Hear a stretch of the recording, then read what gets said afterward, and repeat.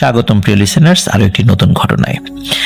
এখন যে ঘটনাটি বলবো, এই ঘটনাটি মূলত একজন মানুষ কোন ঘটনার প্রেক্ষাপটে ব্ল্যাক ম্যাজিশিয়ান হয়ে উঠলেন সেই বিষয়টিকে কেন্দ্র করে।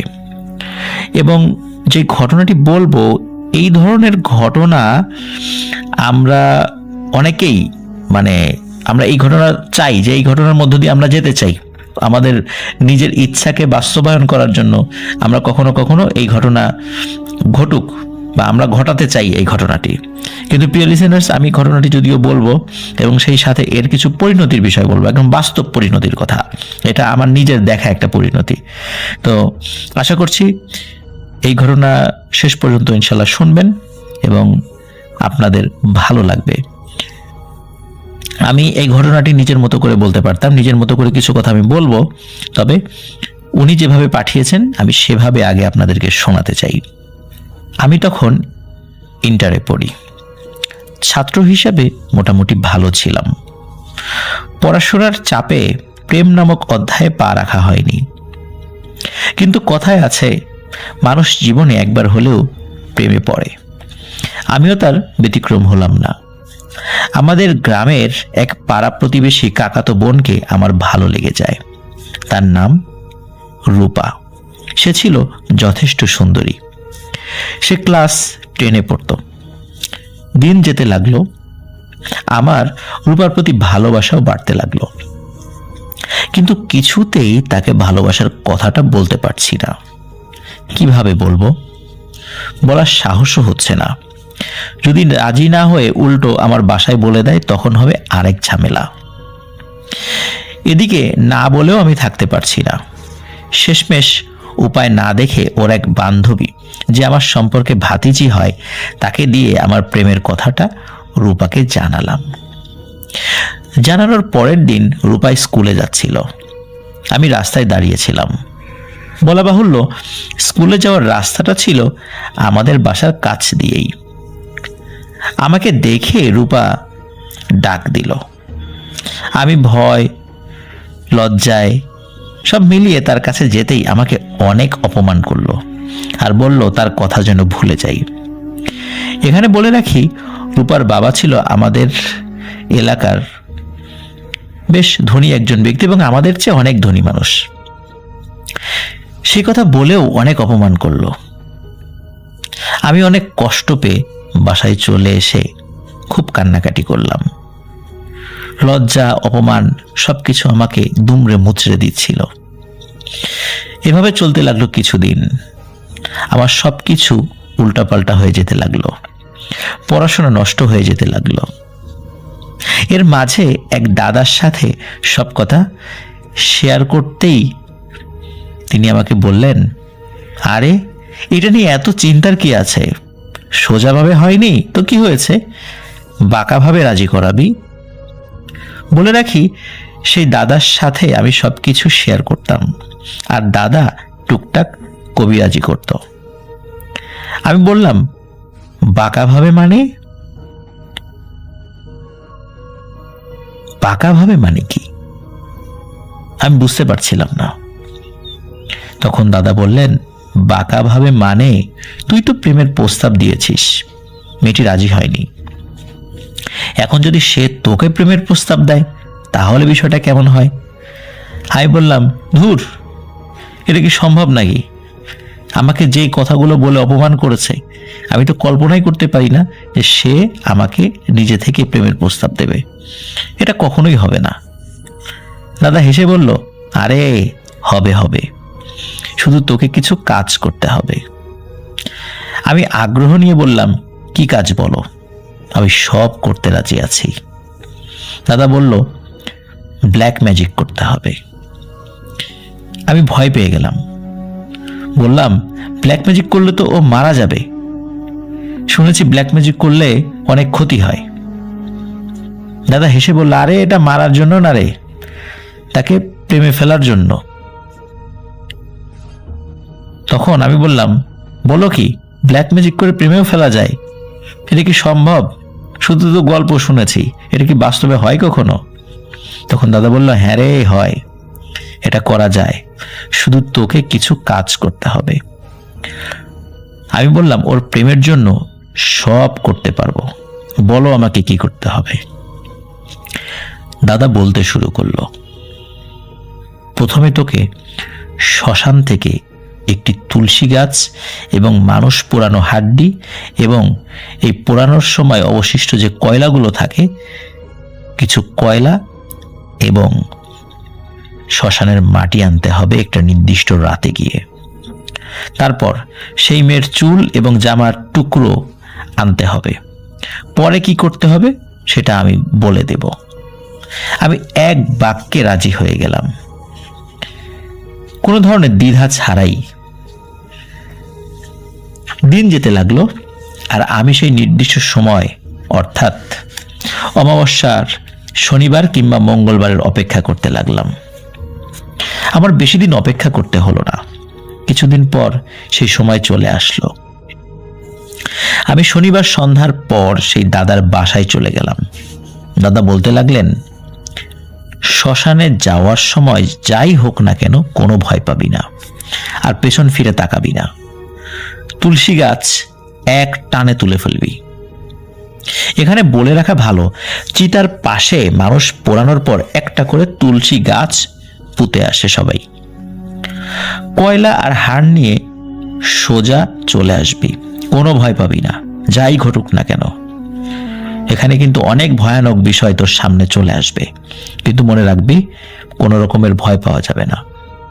এগুলো বলে দাদা আমার হাতে একটি তাবিজ বেঁধে দিল এবং বলল, এটা তোর শরীর বন্ধ রাখবে, খারাপ কোনো কিছু তোর ক্ষতি করতে পারবে না। যথারীতি রাত 12টার পর আমি শ্মশানের উদ্দেশ্যে হাঁটা দিলাম। বলে রাখি, আমার বাসা থেকে প্রায় 2 কিলোমিটার দূরে একটি শ্মশান রয়েছে। রাস্তায় তেমন সমস্যা হয়নি। হাঁটতে হাঁটতে শ্মশানের কাছে চলে এলাম। একটু সামনেই শ্মশান, চারদিকে শুনশান নীরবতা। শ্মশানের বড় বড় গাছগুলো যেন ঘুটঘুটে অন্ধকারে ছেয়ে আছে। আমি যথেষ্ট সাহসী ছিলাম, তাই কোনো ভয় না করে শ্মশানের এরিয়ায় যখনই ঢুকতে যাব তার আগে হুট করে কোথা থেকে একটা লোক এসে আমার পাশে দাঁড়ালো। আমি খেয়াল করলাম লোকটা একটু লম্বা, সাদা জামা পরা এবং বেশ বয়স্ক, 50-60 বছর বয়স হবে। আমাকে উদ্দেশ্য করে বলল, এখানে কি এত রাতে? যাও, চলে যাও, না হলে কিন্তু মহাবিপদে পড়বে। এই মহাবিপদ বলতেই লোকটা আবার হেঁটে চলে গেল। একটু পর দেখি লোকটা আর নেই। আমি ভাবলাম অন্ধকার তো, তাই হয়তো দূরে দেখা যাচ্ছে না, কিন্তু ভেবে পেলাম না কে এই লোক আর আমাকে এই কথা বলে চলে গেল কেন। আমি সেগুলো চিন্তা বাদ দিয়ে শ্মশানের ভেতর চিতার কাছে সরাসরি চলে গেলাম। আসার সময় ছোট্ট একটা লাইট নিয়ে এসেছিলাম যেন অন্ধকারে দেখতে সমস্যা না হয়। লাইট মেরে একটু খুঁজতেই একটা তুলসী গাছ চোখে পড়ে গেল। এতক্ষণ সব স্বাভাবিক ছিল, কিন্তু যেই না তুলসী গাছ এক টানে তুলেছি অমনি চারদিক থেকে ঝড়ো বাতাস বইতে শুরু করলো। মনে হচ্ছে সবকিছু উল্টাপাল্টা হয়ে যাচ্ছে। তখন একটু ভয় পেলেও নিজেকে সামলে নিয়ে চিতা থেকে কিছু কয়লা আর হাড্ডি নিয়ে সাথে রাখা ব্যাগে করে যেই আসতে শুরু করব তখনই বিকট এক শব্দে পেছন থেকে কেউ বলে উঠল, যাস নে, ওগুলো নিয়ে যাস নে, তোর ক্ষতি হবে, তুই বাঁচবি না, অনেক ক্ষতি হবে। কিন্তু শব্দের উৎস দেখতে পেছন ফিরে তাকাতেই দেখি বিভৎস এক মূর্তির মতো কিছু একটা আমার থেকে দূরে দাঁড়িয়ে চিৎকার করছে আর তার মুখ দিয়ে লালার মতো রক্ত গড়িয়ে পড়ছে। আমার ভেতরটা ভয়ে কেঁপে উঠল, কিন্তু নিজের উপর নিয়ন্ত্রণ রাখলাম। আমি জানি সেগুলো আমার কোনো ক্ষতি করতে পারবে না, কারণ আমার শরীর বন্ধ আছে। যখন শ্মশান থেকে বেরিয়ে আসলাম তখন একদম সব স্বাভাবিক, সারা পথে কোথাও কোনো সমস্যা হয়নি। আমি সেই জিনিসগুলো নিয়ে সোজা দাদার বাসায় চলে গেলাম। দাদাকে জিনিসগুলো দিয়ে আবার বাসায় চলে আসলাম। বাসার ফেরার পথেও কোনো সমস্যা হয়নি। এখন বাদ রইল মেয়ের চুল আর কাপড়, সেগুলো জোগাড় করে দাদাকে দিয়েছি। প্রিয় লিসেনার্স, আপনারা ভাবতে পারেন কিভাবে করেছি সেটি। আপনাদের মনে আছে সেই ভাতিজির কথা, যাকে দিয়ে প্রেমের প্রস্তাব দিয়েছিলাম? হ্যাঁ, সেই ভাতিজি আমাকে ওই মেয়ের কাপড় আর চুল জোগাড় করে দিয়েছে। দাদা আমাকে 3 দিন পর অর্থাৎ মঙ্গলবারে ডেকে বলেছে, আজ রাতে কাজ করব, তুই মাঠে চলে আসিস, আমি ওইখানে থাকব। বলে রাখি, আমাদের বাসার পাশে একটা ফাঁকা মাঠ বা বিল আছে। যথারীতি রাতে আমি সেখানে গিয়ে দেখি দাদা সেই মাটি দিয়ে একটা পুতুল বানাচ্ছে, মানে যেই মাটিটি আমি শ্মশান থেকে নিয়ে এসেছি। আমি যেতেই দাদা বলল, আরে এতক্ষণে এসেছিস, বস, এখন তোকেই লাগবে। আমি বললাম, আমি কি করব দাদা? বলতেই দাদা বলল, তোর রক্ত লাগবে। আমি অবাক হলাম, মানে আমার রক্ত? আমার রক্ত দিয়ে কি হবে? তখন দাদা বলল, আরে ভয় পাচ্ছিস কেন, আঙ্গুল থেকে 3 ফোঁটা রক্ত নিব। বলেই একটা সূচ দিয়ে খোঁচা দিয়ে আমার আঙ্গুল থেকে 3 ফোঁটা রক্ত নিয়ে সেই পুতুলে দিয়ে দিল। সাথে মেয়ের চুল আর কাপড় পুতুলের পেটে ঢুকিয়ে দিয়ে 3টা সুই নিয়ে কি কি মন্ত্র পড়ে সুইগুলো পুতুলের 2 চোখ আর পেটে ঢুকিয়ে দিল এবং বলল, নে নে বলে আমার হাতে পুতুলটা দিয়ে দাদা বলল, এখন সোজা কবরস্থানে যাবি। কবরস্থানে গিয়ে লাশ যেভাবে শুইয়ে রাখে, অর্থাৎ উত্তর দিকে মাথা এবং দক্ষিণ দিকে পা দিয়ে, সেভাবে একটা পুরাতন কবরের উপর পুতুলটা রেখে আসবি। আমি দাদার কথা মতো পুতুলটা কবরের উপর রেখে আসলাম। কবরস্থানে যাওয়ার সময়ও কোনো সমস্যা হয়নি, একদম স্বাভাবিক।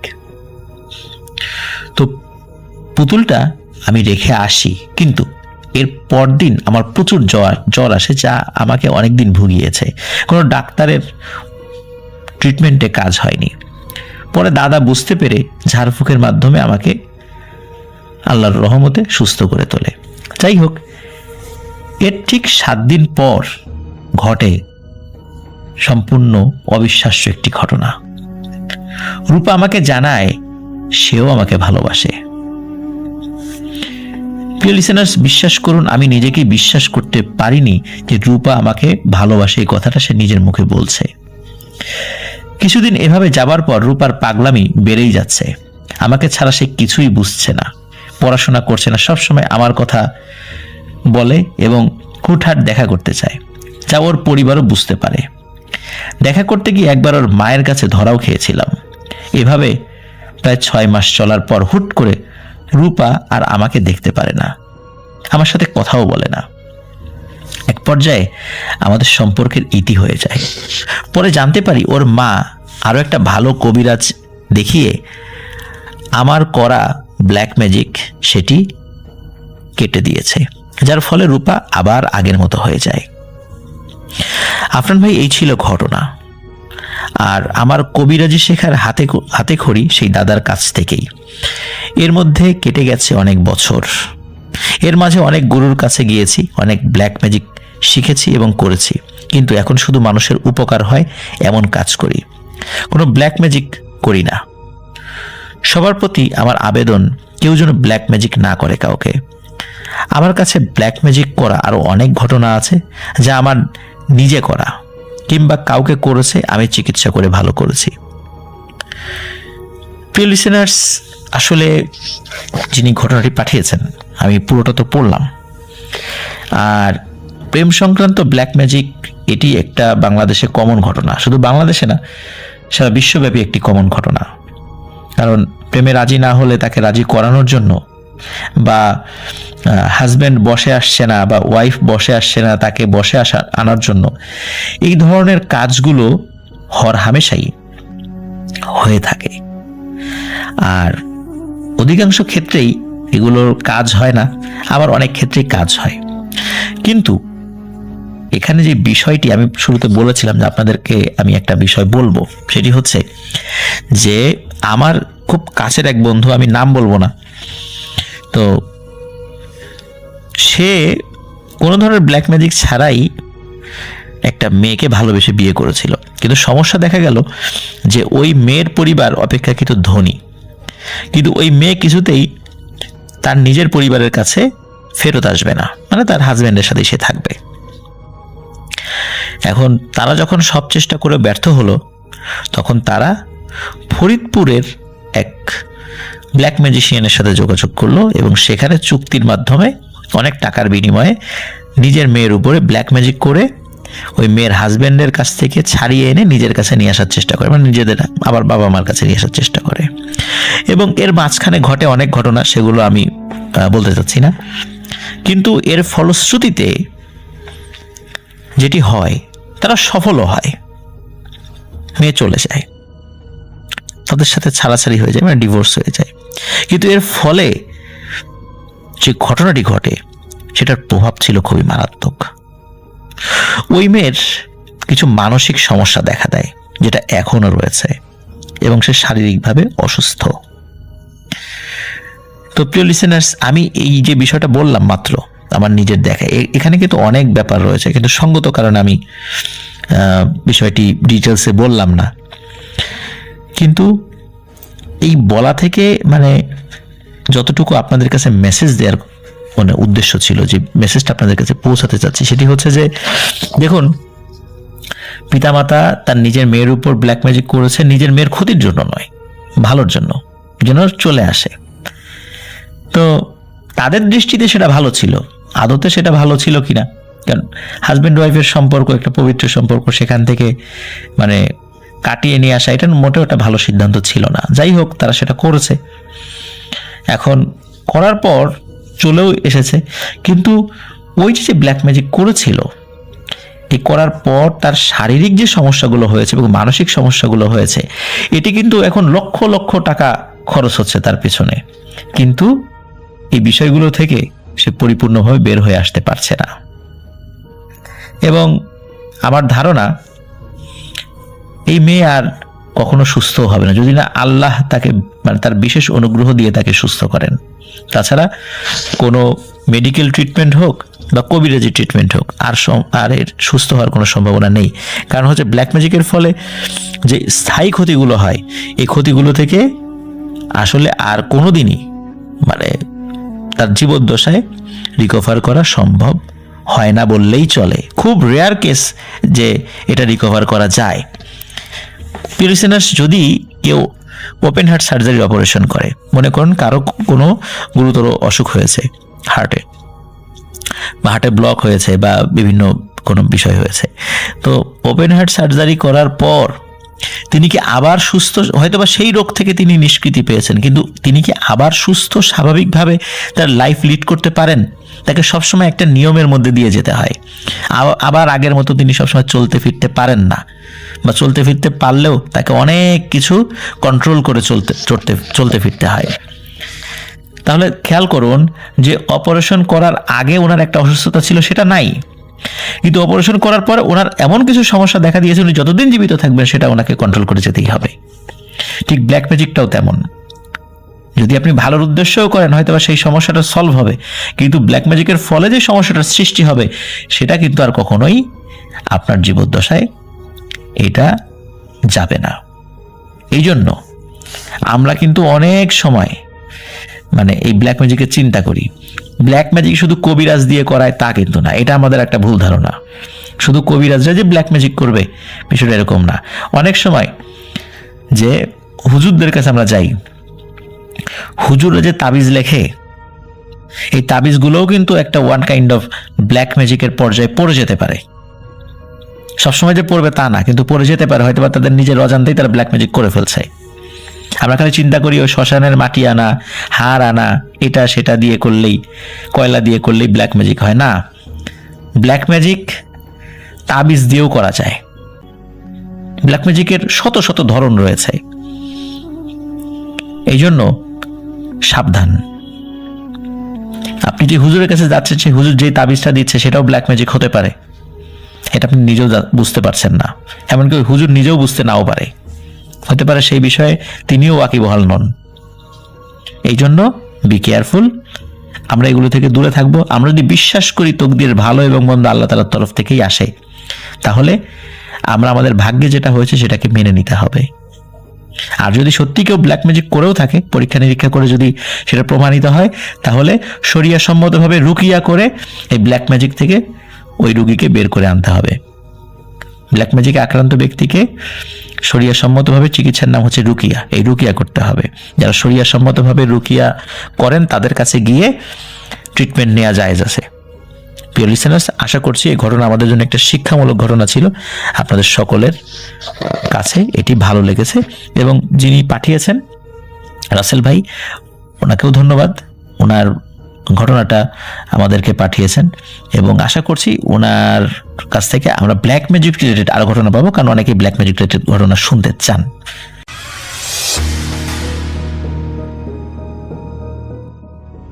এখন আমি আপনাদের একটা ঘটনা পড়ে শোনাবো, যে ঘটনাটি পাঠিয়েছেন আসিফ নামে এক ভাই। তিনি জাহাঙ্গীরনগর বিশ্ববিদ্যালয়ে পড়াশোনা করেন, কিন্তু তার বাসা হচ্ছে চট্টগ্রামে।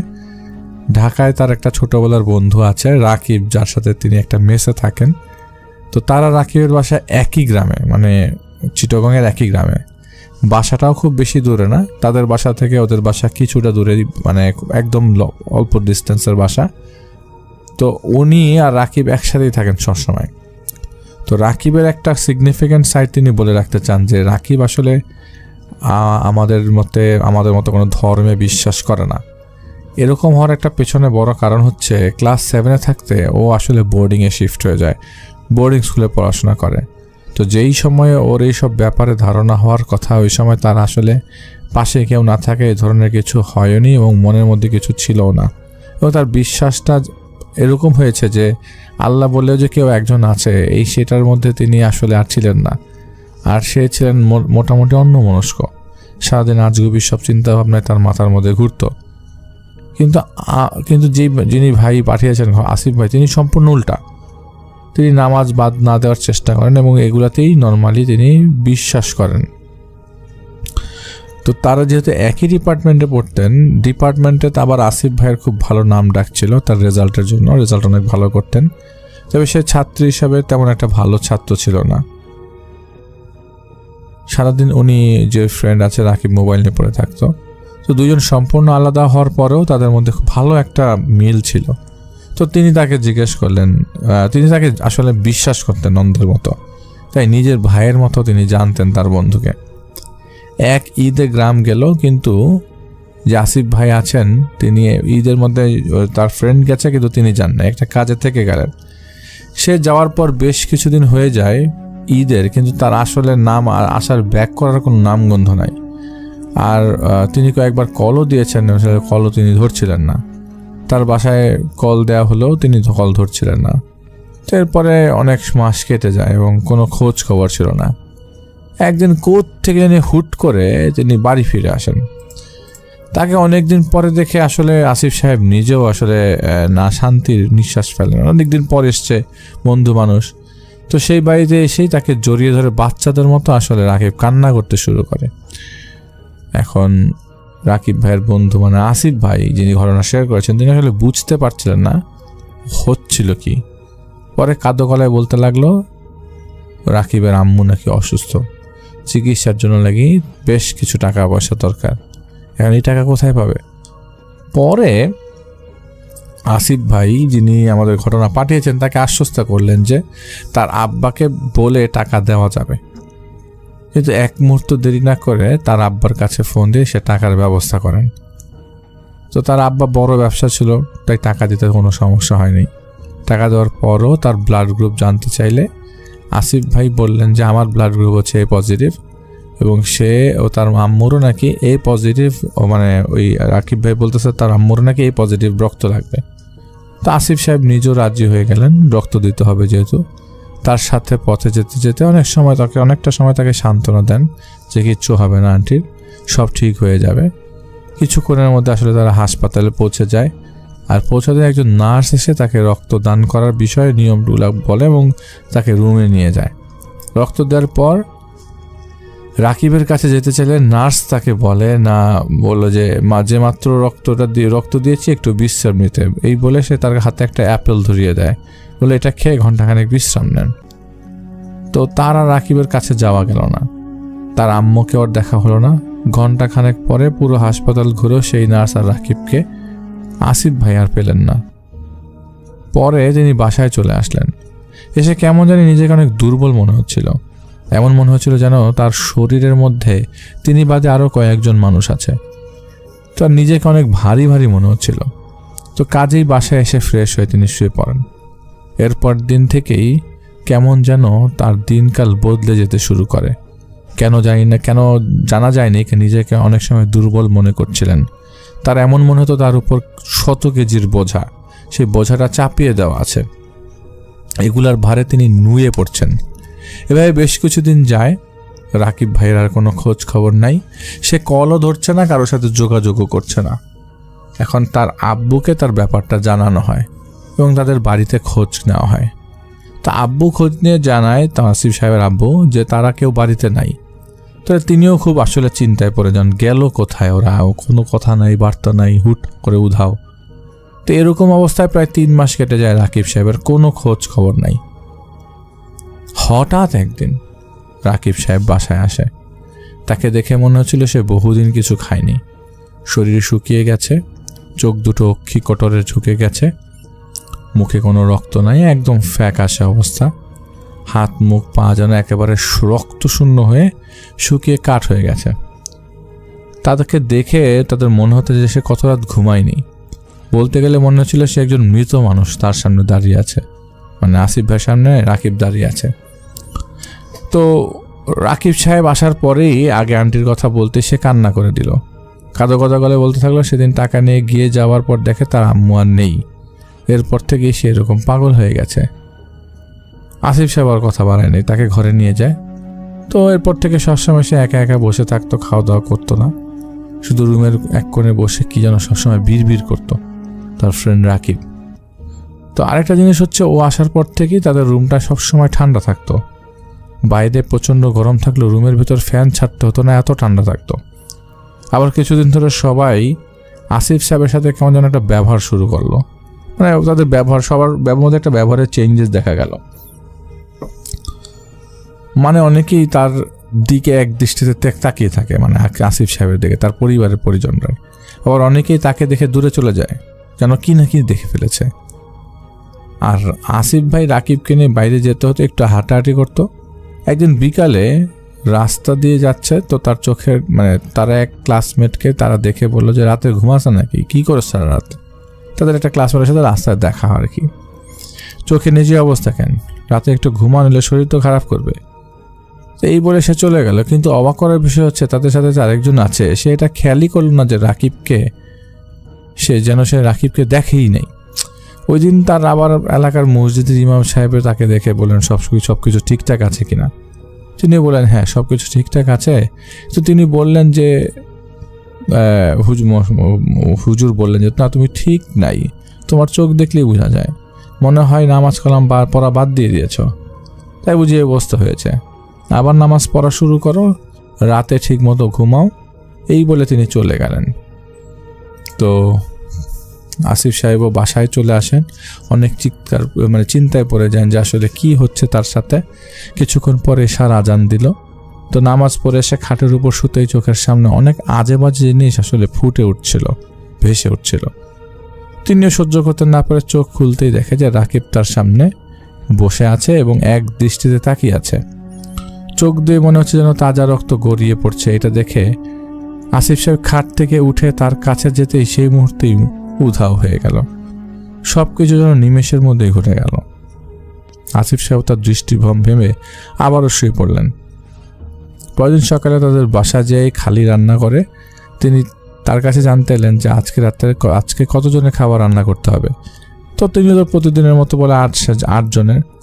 এটা শুনে তিনিও মুখটা কেমন করে যেন করে চলে গেলেন। কিছুক্ষণ পরে বাসার অন্য সবাই তার রুমে এসে তাকে জিজ্ঞেস করলো যে আমি কেন 8 জনের রান্না করতে বলছি, আমরা তো 7 জন। তাদের কথা শুনে মোটামুটি আসিফ সাহেব আকাশ থেকে পড়লেন। তো তিনি বলেন কি তোমরা যে রাকিবকে দেখতে পাচ্ছ না? তারা তার দিকে আসিফ সাহেবের দিকে তাকিয়ে রইল যেন তিনি কি না কি ভুল বলেছে। পরে একজন বলল যে তোমার মানসিক ডাক্তার দেখানো উচিত, পরিবার থেকে একজন বলল। এই বলে সবাই রুম থেকে চলে যায়। আসলে আসিফ সাহেবও বুঝলো না তার সাথে আসলে কি ঘটছে। সাথে সাথে তিনি তাদের মসজিদের ইমামের সাহেবের কাছে চলে যায়, তার কাছে একদম শুরু থেকে সব ঘটনা বলে। তিনি সব কিছু শুনে আসিফ সাহেবকে বলেন যে হয়তো কোনো বদ জিন তার ক্ষতি করার চেষ্টা করছে, এই জন্য মনে হচ্ছে। এই বলে তিনি তাকে একটা ভয়েস দিলেন যে সেখানে বেশ কিছু আঘাতে আয়াত তিলাওয়াত ছিল। এটা তাকে দিয়ে বলেন যে রাতে যাতে এটা শুনতে শুনতে ঘুমায় অথবা এটা ছেড়ে ঘুমিয়ে যায়। তার কথা মতো তিনিও জিনিসটা তার কথা মতো সারলেন। সেদিন রাতে যখন ঘুমাতে যাবে তখন হুজুরের কথার মতোই সেই তিলাওয়াত শুনতে শুনতে তিনি শুয়ে পড়েন। পরের দিন সকালে তাদের বাসা যেই খালা রান্না করতো তিনিও তার কাছে জানতে এলেন যে আজকে কতজনের খাবার রান্না করতে হবে। তো তিনিও বলেন প্রতিদিনের মতো 8 জনের। এটা শুনে তিনিও মুখটা কেমন যেন চোর করে চলে গেলেন। কিছুক্ষণ পর বাসার জন্য অন্য সবাই আসলে আসিফ সাহেবের রুমে এসে তাকে জিজ্ঞেস করলো তিনি কেন 8 জনের খাবার রান্না করতে বলেছে। তারা তো থাকে 7 জন। তাদের কথা শুনে তিনি রীতিমতো আকাশ থেকে পড়লেন। তিনি বললেন যে তোমরা রাকিবকে দেখতে পাচ্ছ না? তারা তার দিকে তাকিয়ে অবাক হয়ে দৃষ্টিতে তাকিয়ে রইল, যেন আমি কি না কি বলে ফেলেছি, এরকম টাইপের আর কি। পরে একজন বলল তোমার মানসিক ডাক্তার দেখানো উচিত। সবাই রুম থেকে চলে গেল। তিনিও বুঝলো না তার সাথে কি ঘটছে। এর মধ্যে সাথে সাথে মসজিদের ইমাম সাহেব চলে এসছে। তার কাছে একদম শুরু থেকে সব কিছু বললেন। তিনি সব কিছু বললেন হয়তো বদ জিন তাকে ক্ষতি করতে চেষ্টা করছে, এই জন্য এমন হতে পারে। এই বলে তিনি তাকে একটা ভয়েস দেন। আর ইমাম সাহেব যে ভয়েসটা দেন সেটা তারা আসলে রেখে দেয় এবং সেদিন রাতে যখন তারা ঘুমাবে তখন হুজুরের কথা মতো তিলা শুনতে শুনতে ঘুমাবে। তো মাঝরাতে ঘুম ভাঙতে দেখে যে রাকিব তার খাটের এক কোণায় বসে বসে কি যেন বিড়বিড় করছে আর কিছুক্ষণ পরপর গোঙানি দিচ্ছে। তো এরপরেই সে খাট থেকে এক ক্লাফে রুমের ফ্লোরের উপর বসে সেখানে রক্ত বমি করে। সেই বমির সাথে সাথে আরও অনেক কিছু বের হয়ে আসলো। এগুলো দেখে আসলে আসিফ সাহেব নিজেও ঠিক থাকতে পারলো না। তিনি ওয়াশরুমে দৌড় দিলেন এবং বমি করলেন। তিনি দেখলেন তার বমির সাথে রক্ত বের হচ্ছে। এটা দেখে তিনি বেশ ভয় পেয়ে যান, কারণ বমির সাথে রক্ত বের হওয়াটা কোনোভাবেই শারীরিকভাবে খুব ভালো কন্ডিশন না। তো পরক্ষণে যখন রুমে আসেন, রুমে এসে দেখে রাকিব রুমে নাই, রুমের কলিং বেল বাজছে। তিনিও ভয়ে ভয়ে দরজা খুলে দেখে একজন লম্বা লোক বিশাল বড় পাঞ্জাবির মতো আলখেল্লা পরা বলল যে আপনাদের বিপদ হতে পারে, তাই নাকি তাকে ইমাম সাহেব পাঠিয়েছে। এখন যেহেতু ইমাম সাহেবের রেফারেন্স দিয়েছে তাই তিনি তাকে ভেতরে আসতে বলে। তো রুমে ঢুকেই তিনি আগে হুজুরের দেওয়া সেই তিলাওয়াত বন্ধ করলেন। এরপর মেঝেতে একটা পেন্টাগন আঁকলেন এবং সেগুলোর প্রতি প্রত্যেকটা কোণে একটা করে বড় মোমবাতি জ্বালালেন আর একদম মাঝে একটা ছাগলের কাটা মাথা রাখলেন এবং অন্য কোনো এক ভাষায় মন্ত্র পড়তে শুরু করলেন। তার এসব কাজ দেখে আসলে আসিফ সাহেবের বমি চলে আসলো। আসলে এক্সপেক্টেড না, এই কাজ করার জন্য তাকে ডাকা হয় নাই। তো তার রক্ত বমিটা হয়ে যায় আবার, এবং রক্তের আগের তুলনায় বেশি লাল। তো বমি করার পরে যখন আয়নার দিকে তিনি তাকান আসিফ সাহেব, তখন তিনি দেখেন আয়নায় বিভৎস চেহারায় রাকিব তার দিকে তাকিয়ে আছে আর বলছে মরবি, তুইও মরবি। তো আসিফ ভাই যে পরিমাণ কষ্ট পেয়েছে তুইও পাবি, তুইও মরবি, এই বলে আবারও উধাও হয়ে গেল। তো আসিফ ভাই ভয়ে ভয়ে সেখান থেকে বের হলেন এবং ততক্ষণ ওই হুজুরের কাজ প্রায় শেষ। তো তিনি আসলে আসিফ ভাইকে একটা ফল দিয়ে বললেন এটা খেতে। তিনিও স্বাদ পাচ্ছে না ভেবে ফলটা খেয়ে নেয়। এরপর হুজুর বললেন যে আর কোনো সমস্যা হবে না, এই বলে তিনি চলে গেলেন। তিনিও দরজা লাগিয়ে শুয়ে পড়লেন। এমনিতেই তার অনেক দুর্বল লাগছিল নিজেকে। সকালে উঠে সবার আগে ইমাম সাহেবের সাথে তিনি দেখা করেন এবং তাকে ধন্যবাদ জানান। তো তিনি তাকে বলেন কিসের হুজুর, কিসের লোক? তিনি তো তার বাসা চিনেনই না, তার বাসায় কোত্থেকে তিনি জানবেন? কাকে তিনি ঠিকানা পাঠিয়েছেন? তিনি তো কাউকে ঠিকানা দেন নাই। তিনি বাসা চিনেন না, তার কাকে আন্দাজে ঠিকানা দেবে? আর তিনি জিজ্ঞেস করলেন যে তিনি যে তিলাওয়াত শুনেছে, ওটাকে তিলাওয়াত শুনেছে কিনা। তো তিনি বলেন ওই লোক এসে তো সেই তিলাওয়াত বাইরে ফেলে দিয়েছে। ইমাম সাহেব এটা যখন শুনলেন তখন বললেন যে তিনি বুঝে গেলেন যে কি ঘটেছে, আসিফের সাথে কালকে রাত্রে কী ঘটেছে এটা তিনি আন্দাজ করে ফেললেন। তিনি বললেন তার উপর কোনো জিন আসর করেছে। পরে তিনি বললেন যে ভালো কোনো কবিরাজের কাছে যেতে তিনি এইসব ব্যাপারে জড়াতে চান না, ইমাম সাহেব বলছেন। তো সেদিনই তিনি ইমাম সাহেবের কথা শুনে গ্রামে চলে যায়। সেখানে গিয়ে দেখেন আরেকটা ঘটনা। তার আম্মা বলছেন যে তিনি নাকি আরও প্রায় 7 দিন আগে বাড়িতে এসেছে। তো তার নাক হাত মুখ ধুয়ে শুকিয়ে একেবারে শক্ত শূন্য হয়ে গেছে। তার আম্মা মনে করছিলেন যে হয়তো পড়াশোনার চাপে এমন হয়েছে, তাই একটু মন ভালো করার জন্য তিনি গ্রামে এসছে। তা আসলে কিন্তু তা না। তিনি আরও বললেন যে এবার তিনি কেমন যেন হয়ে গেছে। তো কেমন বলতে বলতে তিনি বললেন যে তিনি আগের প্রতিবার এসে যেমন নামাজ কালাম পড়তেন, কোরআন পড়তেন, এবার এরকম কিছুই হয়নি, এসব কিছুই করেনি। এমনকি তিনি নাকি এবার এসে আজানের শব্দ সহ্য করতে পারছিলেন না। মানে আসিফ ভাই আজান দিলেই নাকি পাগলের মতো শুরু করতেন। আবারও যেই রুমে থাকতেন সেই রুম নাকি সবসময় অসম্ভব ঠান্ডা থাকতো। তো তিনি নাকি সারাদিন বাড়ির সামনে নিম গাছের নিচে বসে থাকতো এবং আরবিতে কি যেন বিড়বিড় করতো, শুধু বিড়বিড় করতো। তো তার আম্মা ডাক দিলে নাকি অনেক রাগ দেখাতো। তিনি কোনো খাওয়া দাওয়া একদমই করতেন না, সারাদিন শুধু নিম গাছটার তলায় ছায়ার মধ্যে বসে থাকতেন। আর সন্ধ্যা হলেই কোথায় যেন বের হয়ে তিনি অনেক রাত করে বাড়ি ফিরতেন। একদিন দুপুরবেলা একজন মুরব্বী তাদের বাড়ির পাশ দিয়ে যাচ্ছিলেন। তিনি তাদের বাড়ির পাশ দিয়ে যাওয়ার সময় তো তার রুমের দিকে প্রায় ঘন্টাখানেক এক দৃষ্টিতে তাকিয়েছিলেন। এইটা আবার তার আম্মা দেখে ফেলে এবং তার আম্মার দেখে ব্যাপারটা সন্দেহ মনে হয়। তিনি তার আব্বাকে বলেন যে এই লোকটা তো এরকমভাবে তাকিয়ে আছে, তুমি যদি জিজ্ঞেস করো। তো তার আব্বা গিয়ে লোকটাকে জিজ্ঞেস করতে তিনি বললেন যে এই ঘরে শয়তানের বাস আছে, সে খুব শীঘ্রই তোমাদের ক্ষতি করবে, বাঁচতে চাইলে এই ঘর থেকে বের হয়ে যাও, একে এর ঘর থেকে বের করো। তো আব্বা তার কথা শুনে লোকটাকে নিছক পাগল বলে তাকে আসলে মোটামুটি তাড়িয়ে দিতে চায় এবং লোকটি আবারও বলে তোদের আমার দরকার পড়তে পারে, সবসময় পুরাতন মসজিদের পেছনে থাকি, ওখানে গেলে আমাকে পেয়ে যাবি। এই বলে লোকটা চলে যায়। এবং তাদের এলাকায় একটা মসজিদ আছে, এটা নাকি অনেক বছর আগের এবং এটা নাকি মাটির নিচ থেকে একাই উঠে এসেছিল, আর এখনও কোনো কিছু মানত করলে নাকি সেখানে পূরণ হয়। তো যাই হোক, আমার কাছে এই কথাগুলো শোনার পর আমি যেন আকাশ থেকে পড়লাম। তো উনি এরকমভাবে যে আমি আকাশ থেকে পড়লাম, তার আম্মাকে একবার প্রথম থেকে সব কিছু তিনি খুলে বললেন। এইসব শুনে তার মা একদম ট্রমাটাইজড হয়ে যায়, হাওমা করে কাঁদতে থাকে আর বলেন যে এতদিন তাহলে তারা কিসের সাথে ছিল। সো এইসব কথা শুনে তার আব্বা আর চাচা ওই লোকটাকে খুঁজতে বের হয়। তো তাকে তাদের বাড়িতে নিয়ে আসা হয়। তো তিনি যখন আসেন তাদের বাড়িতে, তাদের সামনে বসানো হয় এবং তাকে বসানো হয় এবং প্রথম থেকে সব কিছু তিনি বলেন। তো সব কিছু শোনার পর উনি চোখ বন্ধ করে কি যেন পড়ার পরে তার মাথায় তিনি হাত রাখেন।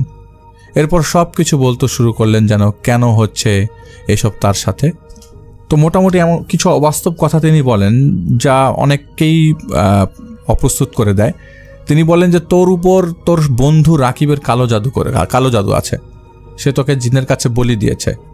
আর মজার ব্যাপার হচ্ছে তুই নিজেই তোর বন্ধুকে কালো জাদু করতে সাহায্য করেছিস তোর রক্ত আর টাকা দিয়ে।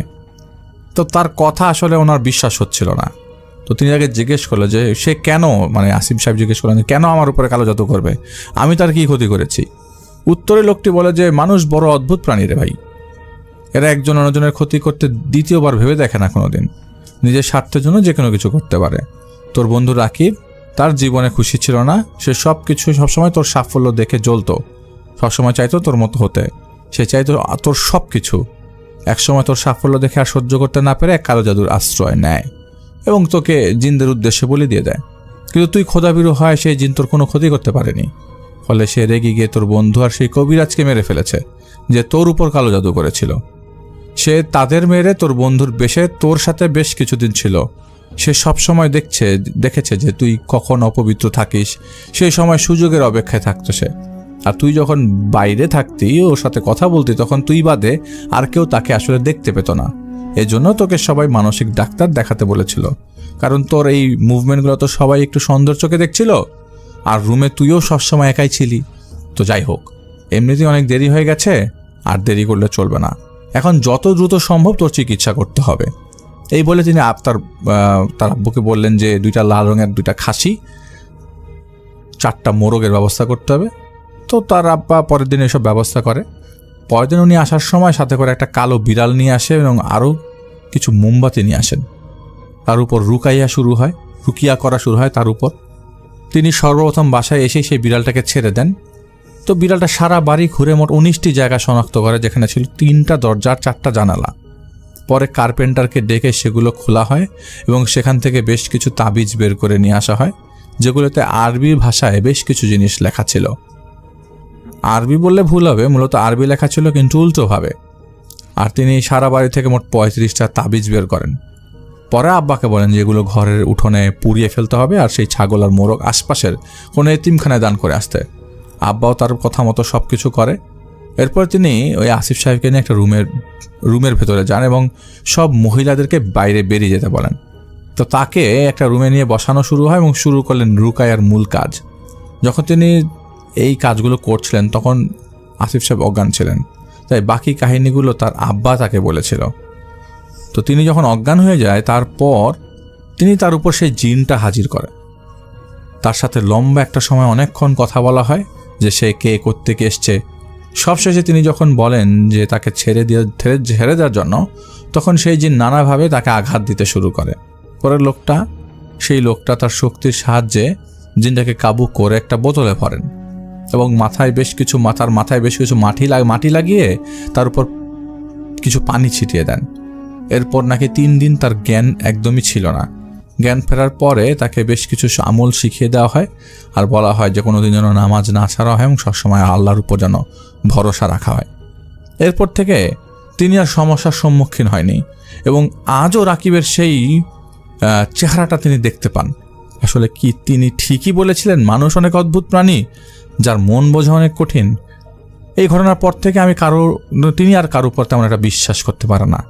রাকিবের জন্য মায়া হয়, কিন্তু এগুলো সে কেনই বা করতে গেল। তিনি এটাও বলেছেন যে তার বাবা গত 22/5/2022 তারিখে মৃত্যুবরণ করেছেন। তার বাবা একজন সহজ সরল মানুষ ছিল, নামাজি মানুষ ছিলেন। তার বাবার জন্য, আসিফ সাহেবের বাবার জন্য সবার কাছে দোয়া চেয়েছেন। ধন্যবাদ আসিফ ভাই আপনার ঘটনার জন্য। আমরা আপনার ঘটনাটি প্রচার করে ফেললাম এবং আপনার বাবার জন্য আমরা সবসময় দোয়া করি এবং আপনার কাছেও আমরা কিছু ঘটনা চাই এবং আপনি যখন সময় করে পারবেন আমাদেরকে ঘটনা পাঠিয়ে দেবেন। এই ধরনের কিছু কেসের মধ্যে একটা কেস হচ্ছে আমার খুব ঘনিষ্ঠ একটা বন্ধুর কেস বলা যায়। আমরা যখন বন্ধুবান্ধবরা পাস করে, আমি যেমন ডেন্টিস্ট্রি পাস করেছি, আমার বন্ধুবান্ধবরা অন্যান্য এলাকার ফ্রেন্ডরা বলা যায় কি তারা যখন তাদের গ্র্যাজুয়েশন শেষ করে, তো প্রত্যেকটা মানুষেরই তো একটা এইম ইন লাইফ থাকে। তো আমরা যখন গ্র্যাজুয়েশন কমপ্লিট করি সবাই নিজ নিজ প্রফেশনের কাজের ক্ষেত্রে আমরা আসলে একটু মনোযোগী হই। আমার ওই বন্ধুরা আসলে একদমই স্কুল বলা যায় যে ওই যখন একদম স্কুলে থাকি তখন থেকে আমার সাথে বন্ধুত্ব। একসাথে আমরা অনেক জায়গায় গিয়েছি। আমি বাসার ছাদে কবুতর পালতাম, তো ও মাঝে মধ্যে আমার বাসার ছাদে আসতো। তো যাই হোক, ও আসলে ওই গ্র্যাজুয়েশন কমপ্লিটও ঠিক মতো করতে পারেনি। ওর ইউনিভার্সিটিতে বেশ কিছু সেমেস্টার বাকি ছিল এবং সবচেয়ে আশ্চর্যজনক কথা হচ্ছে ও আসলে অ্যাডিক্টেড হয়ে গেছিল, যেটা আমরা কোনো কল্পনা করতে পারি না। আর ওর স্কুলে, ও যে স্কুলে পড়তো সেখানে ক্লাসে সবসময় ফার্স্ট হতো, ভালো একটা স্টুডেন্ট ছিল, কিন্তু ড্রাগ অ্যাডিক্টেড হয়ে গেল। তো ওর সাথে পরে আর তেমন যোগাযোগ ছিল না আমার। আমি জানতে পেরেছি আমার আরেকটা বন্ধুর মাধ্যমে যে ও আসলে পড়াশোনার কন্টিনিউ করতে পারেনি এবং বন্ধু বান্ধবরা যখন একটু ভালো পজিশনে চলে গেছে, ও আর কোনো কিছু করতে পারলো না। ব্যবসা বাণিজ্য যাই করেছে, ওর মাঝখান দিয়ে মশলার ব্যবসা করেছে, গরম মশলার ব্যবসা করেছে, সেগুলি নাকি লস খেয়েছে, বিদেশে পাঠিয়ে বেশ ভালো টাকা লস খেয়েছে। বিয়ে করেছিল, সেখানে ডিভোর্স হয়ে গেছে। তো মাঝখান দিয়ে ওকে নাকি রাস্তায় পাওয়া যেত, একটু পাগল কিসিমের হয়ে গেছে, একা নিজের সাথে কথা বলে। যখনই রাস্তার মধ্যে দেখা হয় এরকম নাকি নিজের সাথে কথা বলে। আমি জিনিসটা আসলে জানতাম না, কারণ আমি ওর সাথে অতটা দেখা সাক্ষাৎ হতো না আমার আসলে 2011-2010 পরে 2017-18 দিকে, আসলে ছোট জিনিস তো বলা হয়নি কখনো, 2017-18 দিকে আমাদেরই এক বন্ধু জানালো যে ওকে নাকি এরকম ব্ল্যাক ম্যাজিক করা হয়েছিল। ওর যে বাবা মারা গেছে সেই বাবার কবরের ভিতরে ব্ল্যাক ম্যাজিক করা হয়েছিল। ও নাকি ওর বাবাকে প্রায় সময় দেখতো এবং ওর বাবা এসে ওর সামনেই ওর বাবা নিজেকে খুন করতো, বলতো যে নিজেকে মেরে ফেলার আগে নাকি অকথ্য ভাষায় গালাগালি করতো। এটা তার প্রতিদিনের প্রায় অনেক দিন যাবত তিনি এই জিনিসগুলো আসলে স্বপ্ন দেখেছেন। তো একটা পর্যায়ে নাকি এগুলো দেখতে দেখতে একটা সময় পাগল হয়ে যান। এখন ব্ল্যাক ম্যাজিকগুলো এরকম যে মানুষ যারা প্ল্যান করে তারা কিন্তু আসলে ভালো করেই প্ল্যান করে। এইসব এই জিনিসগুলোকে কিন্তু খুবই খুবই সেন্সিটিভ ইস্যুস এবং এইভাবে একটা মানুষকে ধ্বংস করা যায়। যেমন খুন করতে কেউ দ্বিধাবোধ করে না, এখন ব্ল্যাক ম্যাজিক করতেই দ্বিধাবোধ করবে। ব্ল্যাক ম্যাজিক তো আপনি জানলেনও না, বুঝলেনও না, যদি ঠিকমতো ব্ল্যাক ম্যাজিক করা হয়, যাকে আপনি ক্ষতি করতে চান তাকে ক্ষতি করে ফেলবেন, এটা কি খুব ভালো কাজ? এর জন্যই তো জিনিসগুলো হারাম করা হয়েছে। শিরক, কুফরি, এই জিনিসগুলো কিন্তু মারাত্মক একটা ইফেক্ট আপনি মৃত্যুর পর পাবেন, যেটা আপনি এখন এই মুহূর্তে কিছুই টের পাবেন না। কারণ মৃত্যু পথযাত্রী অথবা মৃত্যুর পথে যারা পা বাড়িয়ে দিয়েছে, তারা কিন্তু এসে আপনাকে একবারও বলবে না বা বুঝাবে না যে বাবা মা এগুলো তোমরা করো না, জিনিসগুলো ভালো না। এগুলোর আযাব কবরের ভেতরে খুব ভালোভাবে একদম উচিত শিক্ষা দিয়ে আযাবটা তোমাদের সামনে পেশ করা হবে। তো আমরা সবাই নিজেদেরকে কন্ট্রোল করার চেষ্টা করব। ক্রোধ মানুষকে ধ্বংস করে ফেলে, সেটা মার্ডারের মাধ্যমে হোক আর ব্ল্যাক ম্যাজিকের মাধ্যমে হোক। ক্রোধ জিনিসটা শেষ করাটাই শ্রেয়। এবং আপনাদের সবাইকে অনেক অনেক ধন্যবাদ আমার ঘটনাটি শুনবার জন্য। আসসালামু আলাইকুম প্রিয় লিসেনার, আশা করি সবাই ভালো আছেন এবং সুস্থ আছেন। আজকে যে ঘটনাটি আপনাদের সামনে তুলে ধরতে যাচ্ছি সেটি আমাদের কাছে পাঠিয়েছেন মাহির রহমান। ছদ্মনাম ব্যবহার করা হয়েছে কারণ তিনি বলেছেন এই ঘটনাটি শেয়ার করার কারণে তার অনেক ক্ষতিও হতে পারে। তিনি অনেক দ্বিধায় ছিলেন ঘটনাটি লিখবেন কি লিখবেন না, কারণ ঘটনাটি শুধু ভয়ের না, বরং একটি পরিবারের ধ্বংস হয়ে যাওয়ার বাস্তব সাক্ষী। এই ঘটনাটি ঘটেছিল তার নিজের চাচার সাথে। তিনি অনুরোধ করেছেন যেন পরিচয় এবং এলাকার নাম গোপন রাখা হয়, তাই সব নাম এবং স্থান পরিবর্তন করে দেওয়া হয়েছে। লিখেছেন, আসসালামু আলাইকুম ভাইয়া, অনেক দিন ধরে ভাবছি লিখব, আর লেখা হয়ে উঠছিল না। আজ আমি সাহস করে লিখতে বসেছি। জানি না কতটা গুছিয়ে লিখতে পারবো। ভুল হলে ক্ষমা সুন্দর দৃষ্টিতে দেখবেন। ঘটনাটি আমার নিজের সাথে না ঘটলেও আমার খুব কাছের একজন মানুষের সাথে ঘটেছিল। সেই মানুষটি হচ্ছেন আমার আপন চাচি। ছোটবেলা থেকে আমি নিজের চোখে যা দেখেছি তা আজও ভুলতে পারিনি। আমাদের বাড়িটা ছিল গ্রামের একদম শেষ প্রান্তে। চারপাশে বাঁশঝাড় আর পুরনো গাছপালায় ঘেরা একটা টিনের বাড়ি। বাড়ির উত্তর পাশে ছিল গোছলখানা আর দক্ষিণ পাশে ছিল লম্বা বারান্দা। বাড়িটা দুই ভাগে ভাগ করা হয়েছিল। পূর্ব পাশের দুইটা রুমে থাকতেন আমার চাচা আর চাচি, আর তার পাশের রুমে থাকতো তার দ্বিতীয় স্ত্রী। পশ্চিম পাশের দুইটা রুমে থাকতেন আমার চাচি আর দুই মেয়ে আর এক ছেলে, মানে আমার চাচার দুইটা ওয়াইফ। চাচার দ্বিতীয় বিয়ের পর থেকেই বাড়ির পরিবেশ কেমন যেন বদলে যেতে শুরু করে। প্রথম দিকে বিষয়টা কেউ গুরুত্ব দেয়নি, কিন্তু ধীরে ধীরে সবাই বুঝতে পারে কিছু একটা অস্বাভাবিক হচ্ছে। নতুন চাচি প্রায় বলতেন এই বাড়িতে সবাই বেশি দিন থাকতে পারবে না বা থাকবে না। কথাগুলো এমনভাবে বলতেন যেন তিনি আগে থেকেই সব কিছু জানেন। আমার চাচি প্রথমে এসব পাত্তা দিত না, কিন্তু যত দিন যাচ্ছিল চাচার আচার আচরণ তত বদলে যাচ্ছিল। যে মানুষটা আগে নিজের সন্তানদের জন্য পাগল ছিল, সেই মানুষটাই একসময় তাদের দিকে তাকিয়েও দেখত না। সবচেয়ে অদ্ভুত ব্যাপার ছিল নতুন চাচির রুমটা। সেই রুমে কাউকে ঢুকতে দেওয়া হতো না এবং দরজা সবসময় বন্ধ থাকত। কেউ কাছে গেলেই তিনি রেগে যেতেন। সবাই ভাবছিল হয়তো ব্যক্তিগত কোনো ব্যাপার। কিন্তু এক শুক্রবার রাতের পর সব কিছু বদলে যেতে শুরু করে। সেদিন সন্ধ্যার পর হঠাৎ বাড়ির ভিতরে পোড়া কাগজের গন্ধ ছড়িয়ে পড়ে। আমার চাচি আমাকে বললেন, গিয়ে দেখ তো কি হচ্ছে। গিয়ে দেখে আসতেই নতুন চাচির রুমে আগুন লাগলো কিনা, মানে আমার চাচি যাকে আমি বেশি ভালোবাসি সে আমাকে বলল, দেখতে তোর নতুন চাচির রুমে কি আগুন লাগছে কিনা। আমি ধীরে ধীরে রুমের সামনে গিয়ে দাঁড়াই। দরজা ভেতর থেকে আটকানো ছিল, কিন্তু দরজার ছোট ফাঁক দিয়ে ভিতরে তাকাতেই আমার বুক কেঁপে উঠল। ঘরের ভিতরে ক্ষীণ লাল আলো জ্বলছিল। কিন্তু নতুন চাচি মেঝেতে বসেছিলেন। তার চুলগুলো এলোমেলো হয়ে কাঁধের নিচে ঝুলছিল। তিনি নিচু স্বরে কী যেন পড়ছিলেন। সামনে লাল রঙের একটা কাগজ রাখা আছে। কিছুক্ষণ পর তিনি নিজের হাত ছুরি দিয়ে কেটে সেই কাগজের উপরে রক্ত ফেললেন। তারপর মাথা উঁচু করে ফিসফিস করে কিছু বলতে বলতে কাগজের অদ্ভুত চিহ্ন আঁকতে লাগলেন লাল কালি দিয়ে। আমি ভয়ে দৌড়ে বড় আপুকে সব কিছু বলি। আপু বিশ্বাস না করে নিজেই উত্তর পাশের জানালার ফাঁক দিয়ে ভেতরে দেখার চেষ্টা করে।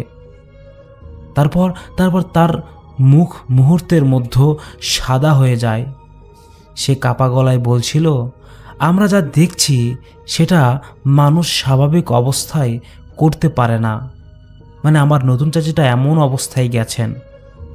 কিছুক্ষণ পর নতুন চাচি সেই কাগজ কাপড়ে জড়িয়ে লম্বা করে বাঁধলেন।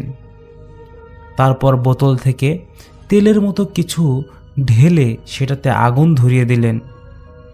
আগুন জ্বলার সাথে সাথেই পুরো ঘর অদ্ভুত এক গন্ধ ছড়িয়ে গেল।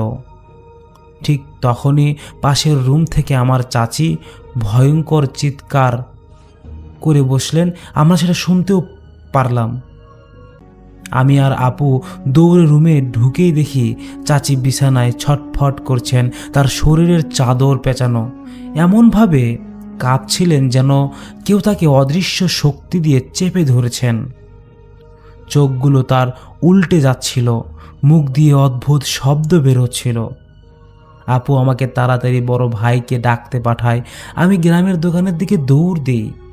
ভাইয়াকে নিয়ে যখন ফিরে আসি তখন দেখি আপু মেঝেতে পড়ে আছে। তার মাথা ফেটে রক্ত বের হচ্ছে। চাচিকে কোথাও দেখা যাচ্ছে না। সেই মুহূর্তে পুরো বাড়িটা যেন মৃত্যুর বাড়িতে পরিণত হয়েছিল। আমার ভাই পাগলের মতো বাড়ির চারপাশের চাচিকে খুঁজতে থাকে। গোসলখানা, কলপার, রান্নাঘর কোথাও নেই। অবশেষে অনেক খোঁজাখুঁজির পর হঠাৎ চাচা এসে বললেন চাচি নাকি নতুন চাচির রুমেই ছিল। কিন্তু সবচেয়ে ভয়ঙ্কর ব্যাপার ছিল চাচি তখন একদম নিশ্চুপ। তার চোখগুলো খোলা ছিল, কিন্তু মনে হচ্ছিল তিনি ঘুমিয়ে আছেন। তার আত্মাটা তার নিজের ভিতরে নেই। মনে হচ্ছে কেউ সেই আত্মাকে কন্ট্রোল করছে চাচাকে দেখানোর জন্য। আমরা যখন নতুন চাচির অদ্ভুত কাজের কথা চাচাকে বললাম, তিনি বিশ্বাস করেননি, উল্টো আমাদের উপর রেগে যান। কিন্তু সেদিন রাতেই এমন কিছু ঘটে যায় যার পুরো পরিবার সেই কারণে ধ্বংস হয়ে যায়। সেই রাতের পর চাচি বদলে যেতে শুরু করে। মাঝরাতে ঘুম থেকে উঠে একা একা কথা বলতেন, রান্নাঘরে দাঁড়িয়ে ফিসফিস করতেন। কখনো কখনো বাড়ির পিছনে বাঁশঝাড়ের দিকে ঘন্টার পর ঘন্টা দাঁড়িয়ে তাকিয়ে থাকতেন। আর সবচেয়ে ভয়ঙ্কর ব্যাপার ছিল তিনি মাঝে মাঝে এমন এক কণ্ঠে কথা বলতেন যেটা তার নিজের কণ্ঠই না। সেই ঘটনার পর থেকে আমার চাচি আর স্বাভাবিক ছিল না। দিনের বেলা তাকে শান্ত মনে হলেও রাত হলে তিনি অন্য একটা মানুষ হয়ে যেতেন। মাঝরাতে হঠাৎ ঘুম থেকে উঠে বাড়ির উঠানে চলে যেতেন। কখনো উত্তর দিকের বাঁশঝাড়ের দিকে তাকিয়ে দাঁড়িয়ে থাকতেন, কখনো মাটিতে বসে নিচু স্বরে কি যেন বলতেন। আমরা কাছে গেলে আবার চুপ হয়ে যেতেন। প্রথম চাচা এসব বিষয়কে কোনোভাবেই গুরুত্ব দেননি, উল্টো আমাদেরই দোষ দিতেন। বলতেন আমরা নাকি ইচ্ছা করে বাড়িতে অশান্তি ডেকে আনছি। কিন্তু ধীরে ধীরে তিনিও বদলাতে শুরু করলেন, কারণ একের পর এক এমন কিছু ঘটনা ঘটতে থাকে যেগুলো অস্বীকার করার কোনো উপায় ছিল না। এক রাতে হঠাৎ ঘুম ভেঙে যায় আমার। মনে হচ্ছিল বাড়ির ভিতরে কেউ হাঁটছে। টিনের মেঝেতে চাপা শব্দ হচ্ছিল। আমি ভয়ে উঠে বসে পড়ি। পাশেই বড় আপু ঘুমাচ্ছিল। তাকে ডাকতেই সেও উঠে যায়। আমরা দুজন দরজার ফাঁক দিয়ে বাইরে তাকাতেই বুকের ভিতরটা হিম হয়ে যায়। আমার চাচি উঠানের মাঝখানে দাঁড়িয়েছিলেন। তার চুলগুলো পুরোপুরি উল্টে এসে তার মুখ ঢেকে রেখেছিলেন। দুই হাত উপরের দিকে তোলা, আর তিনি এমন ভাষায় কথা বলছিলেন যেটা আমরা কেউ বুঝতে পারিনি। তার সামনে মাটিতে কয়েকটা মোমবাতি জ্বলছিলেন। বাতাস না থাকা সত্ত্বেও আগুনগুলো অদ্ভুতভাবে কাঁপছিল। মনে হচ্ছিল কেউ বাতাস করছে। ঠিক তখনই বাড়ির পিছনের দিক থেকে যে বাঁশঝাড় আছে, ওই বাঁশঝাড় থেকে কারো হাঁটার শব্দ আসছে। শব্দটা ধীরে ধীরে আমাদের বাড়ির দিকে এগিয়ে আসছিল। আমার আপু কাঁপতে কাঁপতে বলছিল, কেউ আসছে। আমি ভয়ে দরজাটা বন্ধ করতে যাব, ঠিক তখনই চাচি হঠাৎ আমার দিকে মুখ ঘুরিয়ে তাকান। সেই চোখ আমি এখনো বা কোনো দিন ভুলতে পারিনি। চোখ দুটো অস্বাভাবিক লাল ছিল। মনে হচ্ছিল রাগে জ্বলছে চোখগুলো। কিন্তু সেটা আমার চাচির চোখ ছিল না, যেন কোনো অন্য কারো দৃষ্টি তার ভিতর থেকে আমার দিকে তাকিয়ে আছে। এরপর এমন একটা হাসি দেন যেটা শুনে আমার আপু চিৎকার করে ওঠে। সেই হাসির শব্দ আজও আমার কানে বাজে। মানুষের হাসি যে এত ভয়ঙ্কর হতে পারে আমি সেদিন বুঝেছিলাম। চিৎকার শুনে আমার চাচা আর নতুন চাচি রুম থেকে বেরিয়ে বাইরে আসেন, কিন্তু আশ্চর্যের বিষয় হলো তারা বের হতেই চাচি হঠাৎ স্বাভাবিক হয়ে যান, যেন কিছুই হয়নি। তিনি অবাক হয়ে আমাদের দিকে তাকিয়ে জিজ্ঞেস করেন আমরা চিৎকার করছি কেন। পরের দিন সকালে বাড়ির পরিবেশ আরও বেশি খারাপ হয়ে যায়। আমার ছোট ভাই রান্নাঘরে চালের উপর কামড়ে মোড়ানো কিছু একটা দেখতে পায়। সেটা নামিয়ে খুলতেই ভিতর থেকে বের হয় লাল কাপড়ে মোড়ানো একটা তাবিজ। তাবিজটার ভিতরে ছিল শুকনো রক্তের মতো কালো দাগ, কিছু চুল আর অদ্ভুত চিহ্ন আঁকা কাগজ। আমার চাচি সেটা দেখেই অজ্ঞান হয়ে যান। এই ঘটনার পর আর দেরি করেননি আমার নানা। তিনি পাশের জেলা থেকে একজন বৃদ্ধ কবিরাজকে নিয়ে আসেন এবং লোকটার চেহারা দেখলে কেমন যেন ভয় লাগতো। সাদা দাড়ি, কাঁধে কালো ব্যাগ আর হাতে পুরনো লাঠি। তিনি বাড়িতে ঢুকেই থমকে যান। তারপর তিনি ধীরে ধীরে বাড়ির চারিপাশে তাকিয়ে বললেন, এই বাড়িতে অনেক আগেই অন্ধকার কিছু একটা ঢুকেছে। এখন সেটা একজনের শরীরের ভিতরে বাসা বেঁধেছে। আমরা সবাই চুপ হয়ে যাই। কবিরাজ চাচিকে দেখতে চাইলে, যে চাচি অসুস্থ, যে চাচির মধ্যে এইরকম অলৌকিক ঘটনা ঘটছে, সেই চাচিকে দেখতে চাইলেন। কিন্তু চাচিকে রুমে নিয়ে আসতেই অদ্ভুত ঘটনা ঘটে। চাচি হঠাৎ প্রচণ্ড চিৎকার শুরু করে দেন। 4 জন মিলে তাকে ধরে রাখতে পারছিলেন না। তিনি কবিরাজকে দেখেই বলছিলেন, তাকে বের করে দে, ওকে বাসা থেকে বের না করলে আমি আত্মহত্যা করব, তাকে এখান থেকে বের করে দে। কিন্তু সেই কণ্ঠটা আমার চাচির ছিল না। কবিরাজ তখন পকেট থেকে ছোট্ট একটা কাচের বোতল বের করে কিছু পড়তে পড়তে চাচির গায়ে পানি ছিটিয়ে দিলেন। কিন্তু পানি পড়তেই চাচি এমনভাবে কাঁপতে শুরু করলেন যেন তার শরীরে আগুন লেগেছে। ঠিক তখনই বাড়ির টিনের চালের উপরে ধূপধাপ শব্দ শুরু হয়। মনে হচ্ছিল কেউ দৌড়াচ্ছে। আমার ছোট ভাই ভয়ে কান্না শুরু করলেন এবং নতুন চাচি প্রথমবারের মতো ভয় পেয়ে যান। তার মুখের রং সাদা হয়ে গিয়েছিল। কবিরাজ তখন নিচু গলায় বললেন, আজ রাতে খুব খারাপ হবে, বা কারোর জন্য খুব খারাপ যাবে রাতটা আজ।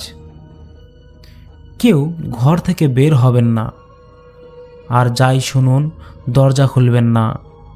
সেই রাতেই আমাদের জীবনের সবচেয়ে ভয়ঙ্কর ঘটনা ঘটে। রাত প্রায় 2টার দিকে হঠাৎ পুরো বাড়ি কেঁপে ওঠে। মনে হচ্ছিল কেউ বাইরে থেকে টিনের দেয়ালে আঘাত করছে। তারপর এক সময় বাড়ির চারপাশের মানুষ হাঁটার শব্দ শুরু হয়, কিন্তু বাইরের দিকে তাকিয়ে কাউকে দেখা যাচ্ছিল না। ঠিক তখনই উঠান থেকে আমার চাচির কণ্ঠ ভেসে আসে, কিন্তু চাচি তো আমাদের সামনেই বসেছিলেন। আমরা সবাই জমে যাই ভয়ে। আমি তো পুরোই ভিজে যাচ্ছিলাম ভয়ে। তাহলে আমার প্রশ্ন, আমার চাচি তো ভিতরেই আছে, বাইরে থেকে কে ডাকছিল? তো যখন এইরকম অবস্থা দেখছিলেন, তখন হুজুর কোরআনের আয়াত পড়া শুরু করেন। তখন হঠাৎ পুরো বাড়ির চারপাশের কুকুরগুলো একসাথে চিৎকার করে ওঠে। টিনের চালের উপর ভারী পায়ের শব্দ শোনা যাচ্ছিল। আর ঠিক তখনই শারমিন আক্তার মাথা উঁচু করে এমন একটা হাসি দেন, যেটা শুনে ঘরের ভিতরে থাকা সবাই আতঙ্কে কেঁপে ওঠে। সেই রাতের পর যা ঘটেছিল সেটা ছিল পুরো ঘটনার সবচেয়ে ভয়ঙ্কর অংশ। হুজুর যখন সূরা বাকারার আয়াত পড়তে পড়তে ধীরে ধীরে শারমিন আক্তারের সামনে এগিয়ে যান, হঠাৎ তার শরীর অস্বাভাবিকভাবে কাঁপতে শুরু করে। হাতের রগগুলো ফুলে ওঠে, চোখের মণিও সাদা হয়ে যাচ্ছে। তারপর তিনি এমন গলায় কথা বলতে শুরু করেন যেটা কোনো নারী কণ্ঠ হতে পারে না। তিনি ধীরে ধীরে বললেন, তোরা আমাকে বিরক্ত করছিস। এই বাড়ি এখন আমার। ঘরের ভিতরে উপস্থিত সবাই এই সকল শুনে আতঙ্কে পিছিয়ে যায়, কিন্তু তখনও হুজুর থামেননি। তিনি আরও জোরে জোরে কোরআনের আয়াত পড়তে থাকেন। তখন আচমকা পুরো ঘরের বাতি নিভে যায়, চারপাশ একদম অন্ধকার হয়ে যায়। শুধু হুজুরের তেলাওয়াতের শব্দ শোনা যাচ্ছিল। মাহিরের চাচা এবার দ্রুত হারিকেন জ্বালাতে গেলে দেখেন রান্নাঘরের দরজার সামনে লম্বা কালো একটা ছায়ামূর্তি দাঁড়িয়ে আছে। তার মাথা দরজার উপরের কিছু অংশ ছুঁয়েছিল, কিন্তু তার মুখ দেখা যাচ্ছিল না। হারিকেনের আলো ফেলতেই ছায়াটা ধীরে ধীরে মিলিয়ে যায়। এরপর শুরু হয় আরও ভয়ঙ্কর ঘটনা। শারমিন আক্তার হঠাৎ বিছানা থেকে উঠে মাটিতে এমন জোরে আঘাত করতে থাকেন যে পুরো ঘর কেঁপে উঠেছিল। তার মুখ দিয়ে রক্ত বের হতে শুরু করে, কিন্তু তিনি ব্যথায় চিৎকার না করে ভয়ঙ্করভাবে হাসছিলেন। সেই হাসির শব্দ আজও গ্রামের কয়েকজন মানুষ ভুলতে পারেনি। তখন হুজুর তখনও সবাইকে বললেন, তোমরা শক্ত হয়ে থাকো। মানে তিনি তখন আমাদেরকে শক্ত হয়ে থাকতে বলছিলেন। তিনি জানান ভয় পেলেই অশুভ শক্তি আরও বেশি শক্তিশালী হয়ে ওঠে। এরপর তিনি শারমিন আক্তারের মাথায় হাত রেখে আয়াতুল কুরসি পড়তে শুরু করেন। ঠিক তখনই বাড়ির পিছনের বাঁশঝাড় থেকে অসংখ্য মানুষের কান্নার শব্দ ভেসে আসে। মনে হচ্ছিল শত শত মানুষ একসাথে কাঁদছে।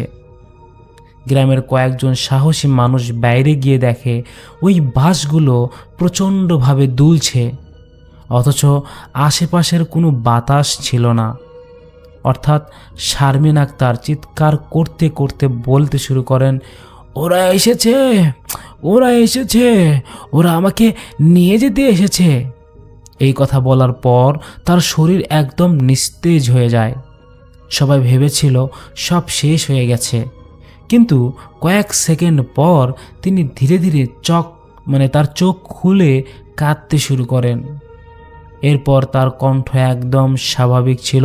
কাঁদতে কাঁদতে তিনি জানান, কয়েক মাস আগে গ্রামের শেষ মাথার পুরনো বাঁশঝাড়ের পাশে তিনি একটি তাবিজ কুড়িয়ে পেয়েছিলেন, আর ওই তাবিজটি বাড়িতে আনার পর থেকেই অদ্ভুত ঘটনা শুরু হয়।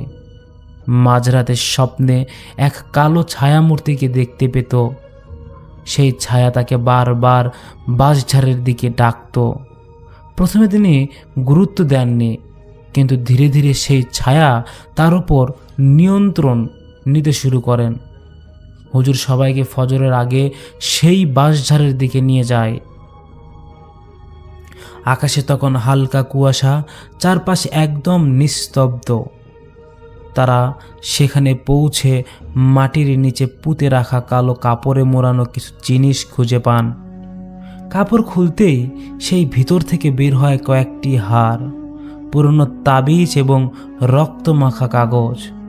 হুজুর বুঝতে পারেন বহু বছর আগে সেখানে ভয়ঙ্কর কালো জাদু করা হয়েছিল, আর সেই অশুভ শক্তি এতদিন ধরে ওই এলাকায় মানুষের ক্ষতি করে আসছিল।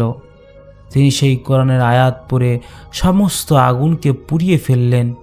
আগুনের জ্বালার পর হঠাৎ পুরো বাঁশঝাড়ের ভিতর থেকে বিকট একটা চিৎকার ভেসে আসে।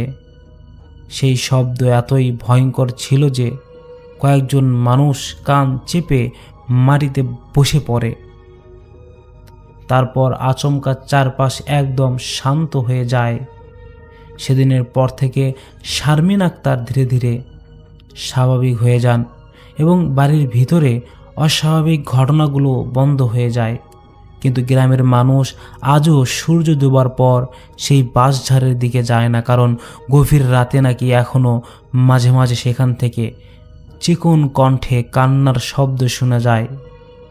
মাহির রহমান শেষের দিকে আমাদের বলেছিলেন, আমি জানি অনেকেই এসব বিশ্বাস করবে না, কিন্তু আমার চাচির চোখে সেই দৃশ্যটা আর সেই রাতের শব্দ আমি মৃত্যুর আগ পর্যন্ত ভুলতে পারবো না।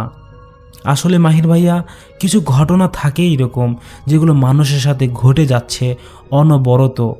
আমরা অনেকেই সেই ঘটনার সাথে আমরা ভিকটিম না। আমরা যদি ভিকটিম হতাম তাহলে অবশ্যই এই ঘটনাটা আমরা বিশ্বাস করতাম, কিন্তু এই ঘটনা তারাই বিশ্বাস করে যাদের পরিবারবর্গের সাথে বা নিজের মানুষের সাথে এসব ঘটনা ঘটে। আসলে যে এই ঘটনা বাংলাদেশের ভিতরে অনেক মানুষের সাথে বিভিন্ন এলাকা কি বিভিন্ন গ্রামে গ্রামে এইরকম ঘটনা ঘটে যাচ্ছে। আমাদের চোখে দেখা এরকম একটা ঘটনা রয়েছে, আমরা আমাদের এই চ্যানেলের ভিতরে উল্লেখ করেছি। আমরা কিন্তু জানি যে প্রত্যেকটা দিন এরকম অনেক অনেক ঘটনা আমাদের বাংলাদেশের ভিতরেই ঘটে যাচ্ছে, আর সেই ঘটনাগুলোই আর কি আমরা এভাবে কালেক্ট করি আপনাদের মাধ্যমে এবং সেগুলো আপনাদের সামনে তুলে ধরার চেষ্টা করছি। আপনারা যারা যারা এরকম ধরনের ঘটনা শুনতে চান তাদেরকে আমি বলবো, আপনারা শুধু শুনবেনই না, আপনাদের সাথে যদি কোনো ঘটনা থেকে থাকে তাহলে অবশ্যই পাঠিয়ে দেবেন ঘটনাটি। আজকের পর্বে দুইটা ব্ল্যাক ম্যাজিকের ঘটনা আপনারা শুনতে পেরেছেন। আমি আপনাদের বলবো, ব্ল্যাক ম্যাজিক এতই খারাপ জিনিস বা এতই ভয়ঙ্কর, এতই গুনাহের জিনিস, যেটা একজন মুসলমান মানুষ কখনো নিজের জ্ঞান স্বাভাবিক থাকা অবস্থায় এই রকম কালো জাদু কখনো করার চিন্তা করবে না বলে আমি মনে করি।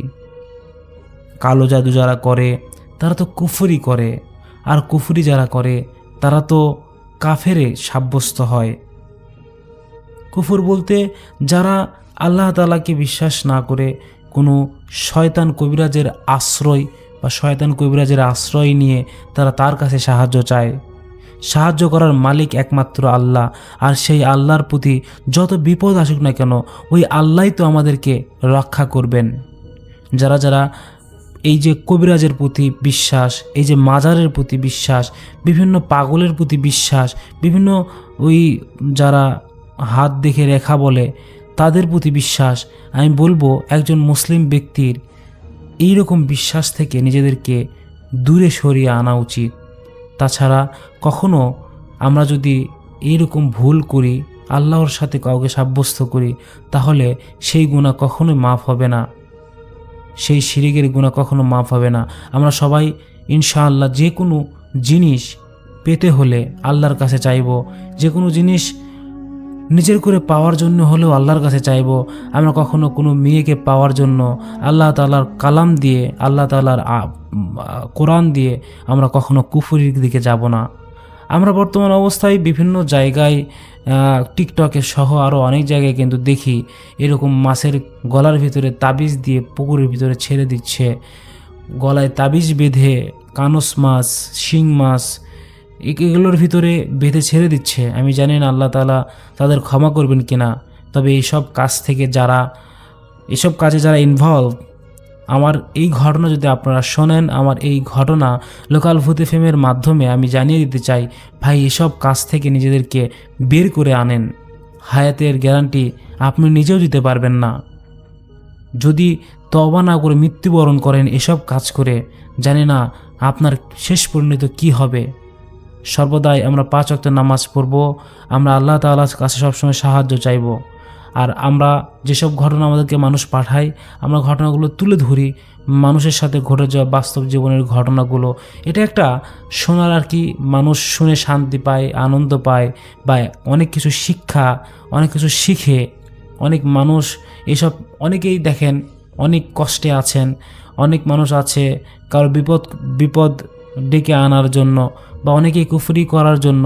এগুলো আগে আগে তারা বিভিন্ন জায়গা থেকে শোনে কীরকম ইফেক্ট পড়তে পারে তার জীবনে।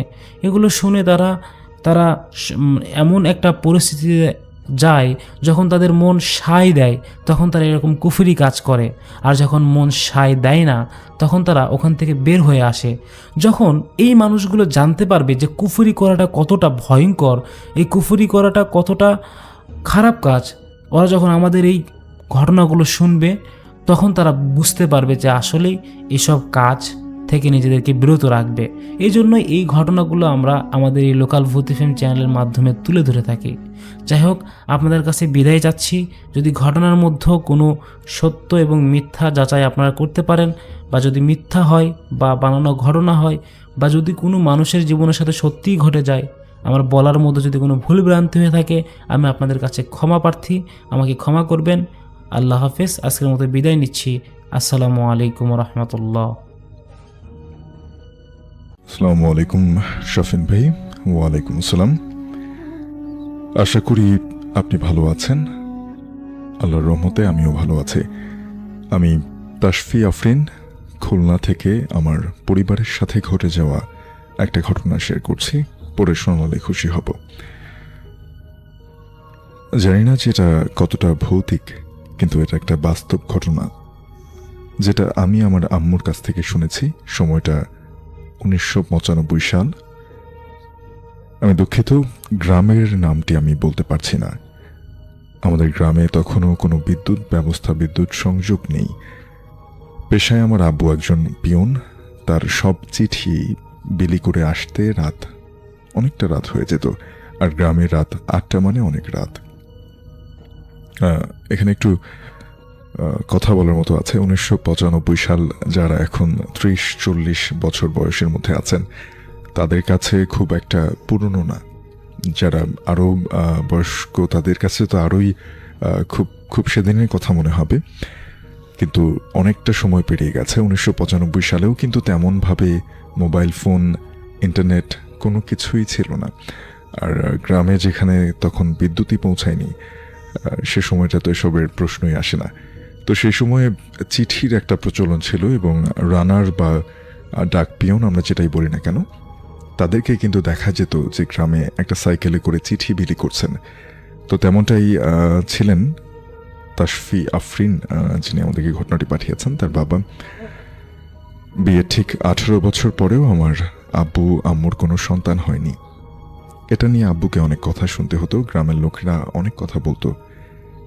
একদিন আম্মু দুপুরে রান্না করছে, হঠাৎ কেউ একজন দরজার বাহির থেকে বলছে, মা খুব খিদা লাগছে, কিছু খেতে দিবি? আম্মু তখন বেড়া থেকে উকি মেরে দেখে যে একটা পাগল লোক।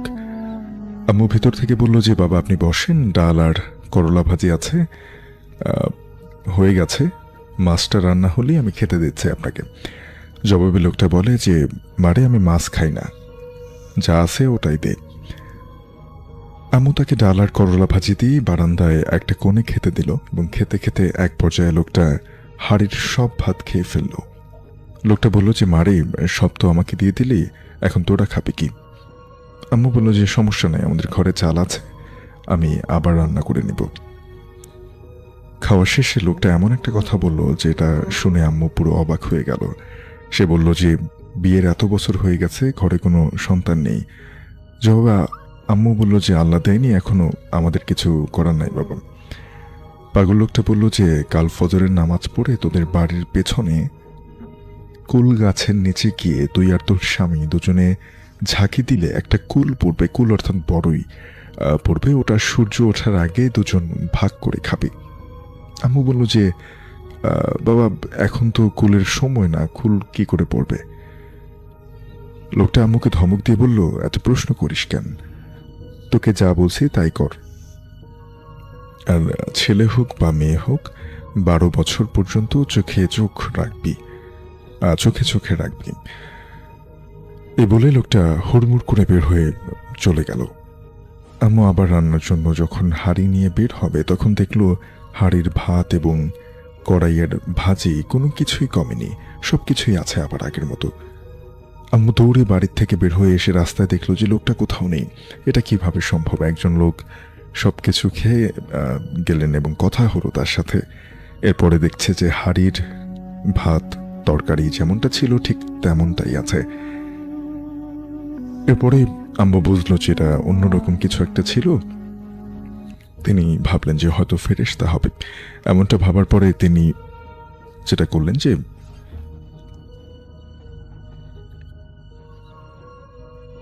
সেই লোকের কথা মতো আব্বু আম্মু ফজরের নামাজ শেষ করে দুজনে সেই কুল গাছটার নিচে গেলেন এবং দুজনে ঝাঁকি দিলেন, আর একটা বড় আকারের কুলও পড়ল। আব্বু বেশি অবাক হলেন যে এটা কিভাবে সম্ভব। তিনি এতক্ষণ যাবত আসলে বিশ্বাস করছিলেন না। এরপরে ঠিকই কিন্তু কোনো কিছু না ভেবে তারা সূর্য ওঠার আগে দুজনে ভাগ করে খেয়ে ফেললেন। তার কয়েক মাস পর আমাদের ঘর আলো করে একটা কন্যা সন্তান আসে। খুব আদরের থাকে, তার জন্য আব্বু আম্মু তার নাম দেয় আদুরি। আস্তে আস্তে বড় আপু হতে থাকে খুব চালাক প্রকৃতির, এজন্য তার কোমরে ঝুনঝুনি বেঁধে দেওয়া হয়। এখন সে যেখানেই যায় ঝুনঝুনা আওয়াজ হয়। আম্মুর খুঁজে পেতে আর সমস্যা হয় না, অর্থাৎ যেহেতু তিনি উল্লেখ করছেন যে বড় বোন অর্থাৎ যিনি ঘটনাটি পাঠিয়েছেন তার বড় বোন তিনি হচ্ছেন খুব চালাক প্রকৃতির থাকেন বাচ্চা সময়, এবং সেজন্য তার কোমরে ঝুনঝুনি বেঁধে দেওয়া হয় যাতে করে সে যেখানেই যাচ্ছে না কেন সেই শব্দটা আসছে। এটা কিন্তু গ্রামে প্রায় করা হতো আগে। আম্মুর খুঁজে পেতে তেমন একটা সমস্যা হয় না, আর গ্রামের অন্য বাচ্চাদের সাথে খেলাধুলা করে। তার জন্য আব্বু সেই কুল গাছের ডালে একটা দোলনা বেঁধে দেয়। আদুরি ওই দোলনাতে বাকি সঙ্গীদেরকে নিয়ে দোল খেলে। শাফিন ভাই বলতে বলতে ভুলে গেছি যে আমার বাড়িটার পেছনে একটা পুকুর ছিল। চারপাশে গাছ থাকায় পুকুরের পানিতে পাতা পড়ে যায় এবং পানির রংটা একেবারে কালো হয়ে গেছে। হঠাৎ একদিন দুপুরে টিপটিপ করে বৃষ্টি হচ্ছে, আদুরির সেই ঝুনঝুন ঝুনঝুন আওয়াজটা আর শোনা যাচ্ছে না। আম্মু মনে করছে হয়তো বা অন্য কারো বাড়িতে গেছে। সন্ধ্যা গড়িয়ে এলো, আদুরি আর বাসায় ফিরছে না। আম্মুর তখন চিন্তা শুরু হলো যে চিৎকার চেঁচামেচি করে এসে একদম গ্রামের লোক জড়ো করলো। সবাই এসে এরপরে পুকুরের যখন কোথাও পেল না তখন পুকুরে জাল ফেলে, কিন্তু অনেক দেরি হয়ে গেছিল। পুকুর থেকে উদ্ধার করা হয় যে আদুরির লাশ। তখন আম্মু সন্তান সম্ভাবনা থাকার কারণে চিৎকার করে জ্ঞান হারিয়ে ফেলে। রাতে আব্বু এসে আদুরিকে বাড়ির পেছনের বাগানে কবর দেয়। ঘটনাটা এরপরও চলতে থাকে। কিছুদিন পর আম্মু রাতে ঘুমালে শুনতে পেত কে যেন উঠান থেকে গুটি গুটি পায়ে হাঁটছে, আর সেই ঝুনঝুন আওয়াজটাও আসছে। এমন কয়েকদিন শোনা যায়। তারপর আব্বুকে বলে যে তুমি কি শুনছো? আমার মনে হচ্ছে আমাদের আদুরি বাইরে হাঁটে। আব্বু বলল যে মেয়ের এমন মৃত্যু তুমি ভুলতে পারছো না, এই জন্য এমনটা শুনছো। আম্মু এমনটা মনের ভুল মনে করে ঘুমিয়ে যায়। আব্বু একদিন চিঠি দিয়ে আসতে একটু বেশি রাত হয়ে গেছে। টর্চ লাইটের টিপ টিপ আলো নিয়ে বাড়ি ফিরছে। বাড়িতে ঢুকতেই দেখলো একটা আলোর ঝলক বারান্দা দিয়ে দৌড়ে বাগানের দিকে চলে গেল। আম্মু ভয় পাবে ভেবে আব্বু আর কোনো কিছু জানায়নি তাকে, যে সে এমনটা দেখলো। বাড়িতে আসলো, দেখলো যে একটা আলোর ঝলক হুট করে বাড়ি থেকে বের হয়ে সে বাগানের দিকে গেল। ওই রাতে আব্বু প্রথম সেই ঝুনঝুন ঝুনঝুন আওয়াজটা শুনতে পায়।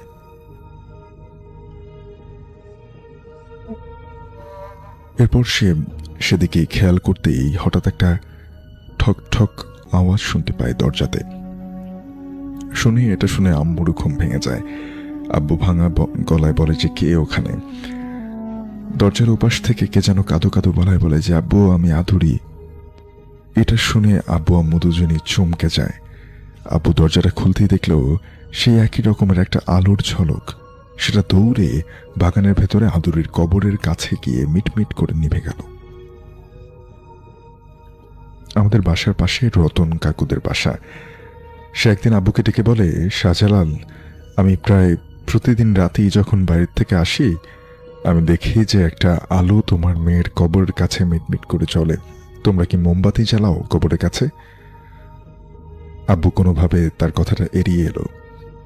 আমাদের বাসায় থেকে হাসপাতালে যেতে 1 ঘন্টার মতো সময় লাগে। রাতে প্রসব যন্ত্রণায় আম্মু কাতরাতে থাকে। আব্বু একটা ভ্যান ডেকে আম্মুকে নিয়ে হাসপাতালে যায়। রাত 3টার দিকে আবারও আরেকটা কন্যা সন্তানের আগমন ঘটে। আব্বু যখন বাসায় বিভিন্ন জিনিস নিতে আসে তখন দেখে যে কেউ একজন অপেক্ষা করছে।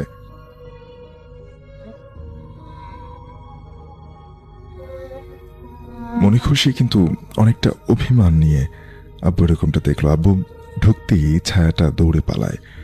এর কয়েকদিন পরে যখন আম্মু বাসায় আসে, আম্মু অনেক সময় লক্ষ্য করতো যে বাচ্চাটা জানলার দিকে তাকিয়ে কারোর সাথে খেলছে, হাসছে। এটা আব্বুকে জানালে আব্বু বলে যে আমাদের আদুরি ওর বোনের কোনো ক্ষতি করবে না। একদিন আম্মু রোদে বসে আছে, হঠাৎ সেই পাগল লোকটা আবার বাসায় আসে। আম্মু তাকে দেখে কথা বলার জন্য ভাষা হারিয়ে ফেলে। লোকটা আম্মুকে ধমক দিয়ে বলে, তোকে যাওয়ার কথা আগে বলছি, 12 বছর পর্যন্ত চোখে চোখে রাখতেও পারলি না। আম্মুর চোখ থেকে অধর পানি ঝরতে থাকে, কিন্তু কোনো কিছু বলার থাকে না। পরে পাগল লোকটা বলে যে ওর জানাজাতে কোনো কিছু ভুল ছিল, আবার খতমে জানাজা পড়াই দিয়ে ওর আত্মাকে মুক্তি দে বলে লোকটা চলে গেল। পরে আব্বু হুজুর ডেকে আবার আদুরির জানাজা পড়ান। তারপর থেকে আর এমন শব্দ শোনা যায়নি। জানি না কতটুকু গুছিয়ে লিখতে পেরেছি, কিন্তু ঘটনাটি আমার পরিবারের আর আমি পরে জন্ম নেয়া সেই ছোট্ট মেয়ে পড়ে শোনালে খুশি হব। আম্মু ঘটনাগুলো যখন বলছিলেন তখন তিনি বারবার কেঁদে ফেলছিলেন। ঘটনাটি পাঠিয়েছেন আমাদেরকে তাশফি আফরিন, খুলনা থেকে। এই কাহিনীটি আমি শুনেছিলাম আমার এক মামার কাছ থেকে, যিনি কর্মসূত্রে রেলের একজন গার্ড ছিলেন। ইনি প্রথম জীবনে মালগাড়ির গার্ড ছিলেন, পরবর্তীকালে এক্সপ্রেস ট্রেনের গার্ড হন এবং বর্তমানে তিনি অবসর জীবনযাপন করছেন। তো তার মুখ থেকে শোনা এই কাহিনীটা। তো একবার মালদা থেকে উনি কয়লা বোঝাই একটি মালগাড়ি নিয়ে আসবেন পশ্চিমবঙ্গেরই আরেকটি জায়গায়। তো সেই সময়ে মালগাড়ির গার্ডদের কামরায় কিছুই থাকতো না, থাকতো শুধু একটা লণ্ঠন আর একটা 3 সেলের টর্চ, লাল সবুজ ফ্ল্যাগ আর একটা মেমো করার জন্য বই, এছাড়া কিছু থাকতো না। তো সেই কারণে তিনি খাবার জলটুকু পর্যন্ত নিতে গেলে স্টেশনে দাঁড় করিয়ে সেটার জন্য আমার মেমো দিতে হতো যে কেন দাঁড় করালাম। সেই সব ঝামেলার থেকে মুক্তি পাওয়ার জন্য এনারা প্রচুর জল নিজেদের সঙ্গে ক্যারি করতেন। তো তখনকার দিনে এরকম জলের এত রাস্তাঘাটে পাওয়া যেত না, মানে জলটাকে শিল্প হিসেবে ব্যবহার করা হয়নি যে জলের 5 লিটারের জারিকেন বা 1 লিটার 2 লিটারের এরকম বোতল সহজে পাওয়া ছিল না। সেই কারণে উনি তার ওয়াইফের দেওয়া একটা বড় 5 লিটারের তেলের ডাব্বা, যেটাকে মানে পরিষ্কার করে সাবান টাবান দিয়ে ধুয়ে ব্যবস্থা করে দিয়েছিলেন তার ওয়াইফ, মানে আমার যে মাইমা, তিনি তাকে দিয়েছিলেন। এবং তার মধ্যে করে উনি যখনই এরকম লং ডিস্টেন্সে যেতেন ওই 5 লিটার জল পুরো ভর্তি করে নিয়ে যেতেন এবং একটা গ্লাস রেখে দিতেন, ওখান থেকে ঢেলে উনি ওই গ্লাসে করে নিয়ে খেতেন। তো এইটা একটু বলতে হলো, কারণ জলটা একটা রিলেটেড ব্যাপার আছে এখানে এই ঘটনার মধ্যে। তো এরকম যেতে যেতে একবার একটা জায়গায় ট্রেনটা সিগন্যাল না পেয়ে দাঁড়িয়ে গেছে। তো সেইখানে একটু বিহারি অধ্যুষিত, মানে ওখানে নন বেঙ্গলিরাই বেশি বাস করে, সেরকম একটা জায়গায় দাঁড়িয়ে গেছে। তবে তখন রাত্রির অনেক, প্রায় 12:30-1টা হবে সেই সময় রাত্রি, এবং সেই সময় আর একটা এক্সপ্রেস ট্রেনকে পাস করাবে পাশ দিয়ে, সেটা মামা জানতেনও, কারণ ওই সময় ওই ট্রেনটা পাস করে এবং এখান দিয়ে উনি বহুবার এই সময় ট্রেন নিয়ে গেছেন, যে কারণে ওদের জানাশোনা নখদর্পণে যে কোন সময় কি আছে না আছে, তো উনি জানেন কোন ট্রেনটা যাবে। তো সেই এক্সপ্রেস ট্রেনটাকে পাস করিয়ে দেওয়ার জন্যই এই ট্রেনটাকে দাঁড় করানো হয়েছে, সেটাও তিনি বুঝতে পেরেছেন। তো এই অবস্থায় তার জল তেষ্টা পেয়েছে, তো তিনি জল খাওয়ার জন্য গ্লাসে যথারীতি ওই 5 লিটারের ডাব্বা থেকে জল ঢেলে তিনি জল যেই খেতে আরম্ভ করেছেন, যে জল শেষ করেছেন খাওয়াটা, অমনি একটা নাকিচুরি গলায় মহিলা কণ্ঠে বাইরে থেকে কে যেন একটা বললো, আমাকেও একটু দে না রে, এরকম করে নাকিচুরি গলায় পড়লো।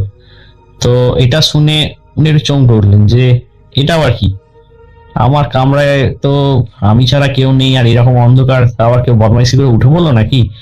তো ওনার ওই হাতের কাছে টর্চটা ছিল, টর্চটা মেরে উনি ভেতরে দেখলেন যে না, কিছু নেই। তো তারপরে যথারীতি খুবই জল তেষ্টা পেয়েছিল বলে আরো 1 গ্লাস জল ঢেলে উনি খেলেন। খেয়ে যেই গ্লাসটিকে রাখতে যাবেন, আবার শুনতে পেল যে আমায় দিলি না, আমাকে জল দে, নাকি সুরি গলা করে। তো সেটা শুনে এবার তিনি নিশ্চিত হলেন যে না, এটা কোনো একটা ভয়ের কিছু হতে চলেছে, কারণ গোটা জায়গায় কিছু নেই, অথচ এরকম। তো এবার উনি চারদিকে ঠাওর করতে লাগলেন, যে কামরার ভেতর থেকে হয়তো নয়, কিন্তু বাইরে যে অঞ্চলটিতে মাঠঘাটের মধ্যে দাঁড়িয়ে গেছে ট্রেনটা, রেল লাইনের, তো সেইখানে কেউ বলছে না। তো এরকম দেখতে দেখতে হঠাৎ তিনি দেখতে পেলেন একটু দূরে একটা যে মাঠটা রয়েছে পাশেই, সেই মানে বিস্তীর্ণ এলাকা, মাঠ ঠিক বলা যায় না, ওগুলো রেল জমি, রেলের পাশে এরকম লাইনের পাশ দিয়ে প্রচুর জমি থাকে, সেইখানে কেউ একজন ঘোমটা দেয়া মহিলা মনে হচ্ছে বসে রয়েছে। তার মনে হলো এটা কিন্তু একটা অবয়ব, মানে চাঁদনি রাত ছিল, পূর্ণিমারই রাত ছিল খুব সম্ভব, কিংবা না হলেও মানে চাঁদ বেশ ভালো মতোই ছিল, আকাশে কোনো মেঘ টেক ছিল না, যে কারণে তিনি দেখতে পেয়েছেন যে ঘোমটা দেওয়া একজন মহিলাই মনে হয়েছে তার অবয়বটা দেখে একজন ওখানে বসে রয়েছে। তা এটা দেখার পরে উনি হিন্দিতে ওকে জিজ্ঞাসা করেন, এই কে রে তুই, মানে যেহেতু দেহাতি ওদেরকে আর আপনি আগে করার ব্যাপার করেনি, কে রে তুই। তো কিছুই বলছে না, খ্যাঁক খ্যাঁক করে হাসছে তখন, আর খালি বারবার বলছে যে আমাকে একটু জল দে। তো এটা শুনে এবার কিন্তু বেশ ওনার ভয় লেগে গেল, যে না, এ তো কোনো স্বাভাবিক ইয়ে হতে পারে না, তাহলে কি অশরীরী কিছু, এটা উনি ভাবছেন। তখন কিন্তু উনি একটা ইয়ে করেছিলেন, যে আমাদের হিন্দুদের মধ্যে রয়েছে যে ব্রাহ্মণদের একটা মন্ত্র পাঠ শেখানো হয়, গায়ত্রী মন্ত্র বলা হয়। এই মন্ত্রটা সবসময় এরা যখনই বিপদে পড়েন জপ করলে মানে সেক্ষেত্রে বলা আছে যে তাতে সমস্ত বিপদ কেটে যায়। তিনি তখন মনে মনে গায়ত্রী মন্ত্র পাঠ করতে আরম্ভ করলেন, এবং লোহা ধরে থাকলে বা আলোকে এরা ভয় পায় এইসব ভেবে উনি লোহাটাও, মানে যে গার্ডের চারদিকে, কামরার চারদিকে যে ভাঙা অংশটা, তার চারদিকে লোহার রেলিং দেওয়া থাকে, সেই রেলিংটা উনি ধরেছিলেন। এই অবস্থায় খালি উনি আরেকবারও প্রবল সাহস সঞ্চয় করে উনি আমাকে এখন যখন বলছিলেন, তখন বলছেন যে আমার যে কি হয়েছিল আমি নিজেও জানি, একটা বিভৎস ভয়ের, মানে আমার যে হার্ট অ্যাটাক হয়ে আমি ওখানে মারা যাইনি এটাই অনেক। তো সেই সময়ে উনি তাও প্রবল সাহস সঞ্চয় করে বললেন, দেখবি যাব। তখন ওই অবয়বটা আস্তে আস্তে উঠে দাঁড়ালো, এবং উঠে দাঁড়িয়ে খ্যাঁক খ্যাঁক করে হাসতে হাসতে বলছে যে আয় না, আয় আমার কাছে আয়। তখন উনি দেখছেন যে ওই অবয়বটার মানে উপরের স্ট্রাকচারটার উপরের পোর্শনটা আছে, কিন্তু পায়ের দিকে বলে কিচ্ছু নেই, যেন শূন্যে সে ভেসে রয়েছে। এই অবস্থা দেখে তো ওনার হয়ে গেছে। তারপরে যাই হোক উনি মানে ভয়ে ভিড়মি খেতে খেতে ভেজে কোনো দিকে টর্চটা হাতে ছিল, সেটা তিনি ততক্ষণ ভুলেই গেছিলেন। এবার তার সম্বিত ফিরে পেলেন যে আরে টর্চ তো আমার হাতের কাছে রয়েছে, তাহলে এবার টর্চটা মেরে দেখি। যেই উনি টর্চের আলোটা মারলেন, ওখানে দেখলেন যে না, কোনো অবয়ব টবয়ব কিছু নেই। কিন্তু যে টর্চের আলোটা নিভিয়ে দিচ্ছেন, তখন দেখছেন যে ওই অবয়বটা আবার ওখানে অ্যাজ ইট ইজ রয়েছে, যার পা নেই। এইটা দেখে তো উনি তো হয়ে গেছে অবস্থা ঢিলে। যে যাই হোক, ততক্ষণে ওই এক্সপ্রেস ট্রেনটি পাশ দিয়ে প্রবল বেগে চলে যায় হুড় করে। তো এতেও তিনি একটু সম্বিত ফিরে পান। তো এবং তার মিনিট 5-7 মধ্যে এই গাড়িরও সিগন্যাল হয়ে যাওয়ার পর ট্রেন যথারীতি ছেড়ে দেয়, এবং এই জায়গা থেকে তিনি মুক্তি পান। এই পরবর্তীকালেও এখান দিয়ে বহুবার তার গাড়ি গেছে, তবে এই রকম পরিস্থিতি তিনি আর জীবনে কোনোদিন সম্মুখীন হননি বা হতেও চাননি। এই ছিল আমার ঘটনা। এটি আপনার বহুল প্রচলিত ইউটিউব চ্যানেলে প্রকাশিত হলে আমি খুবই খুশি হব।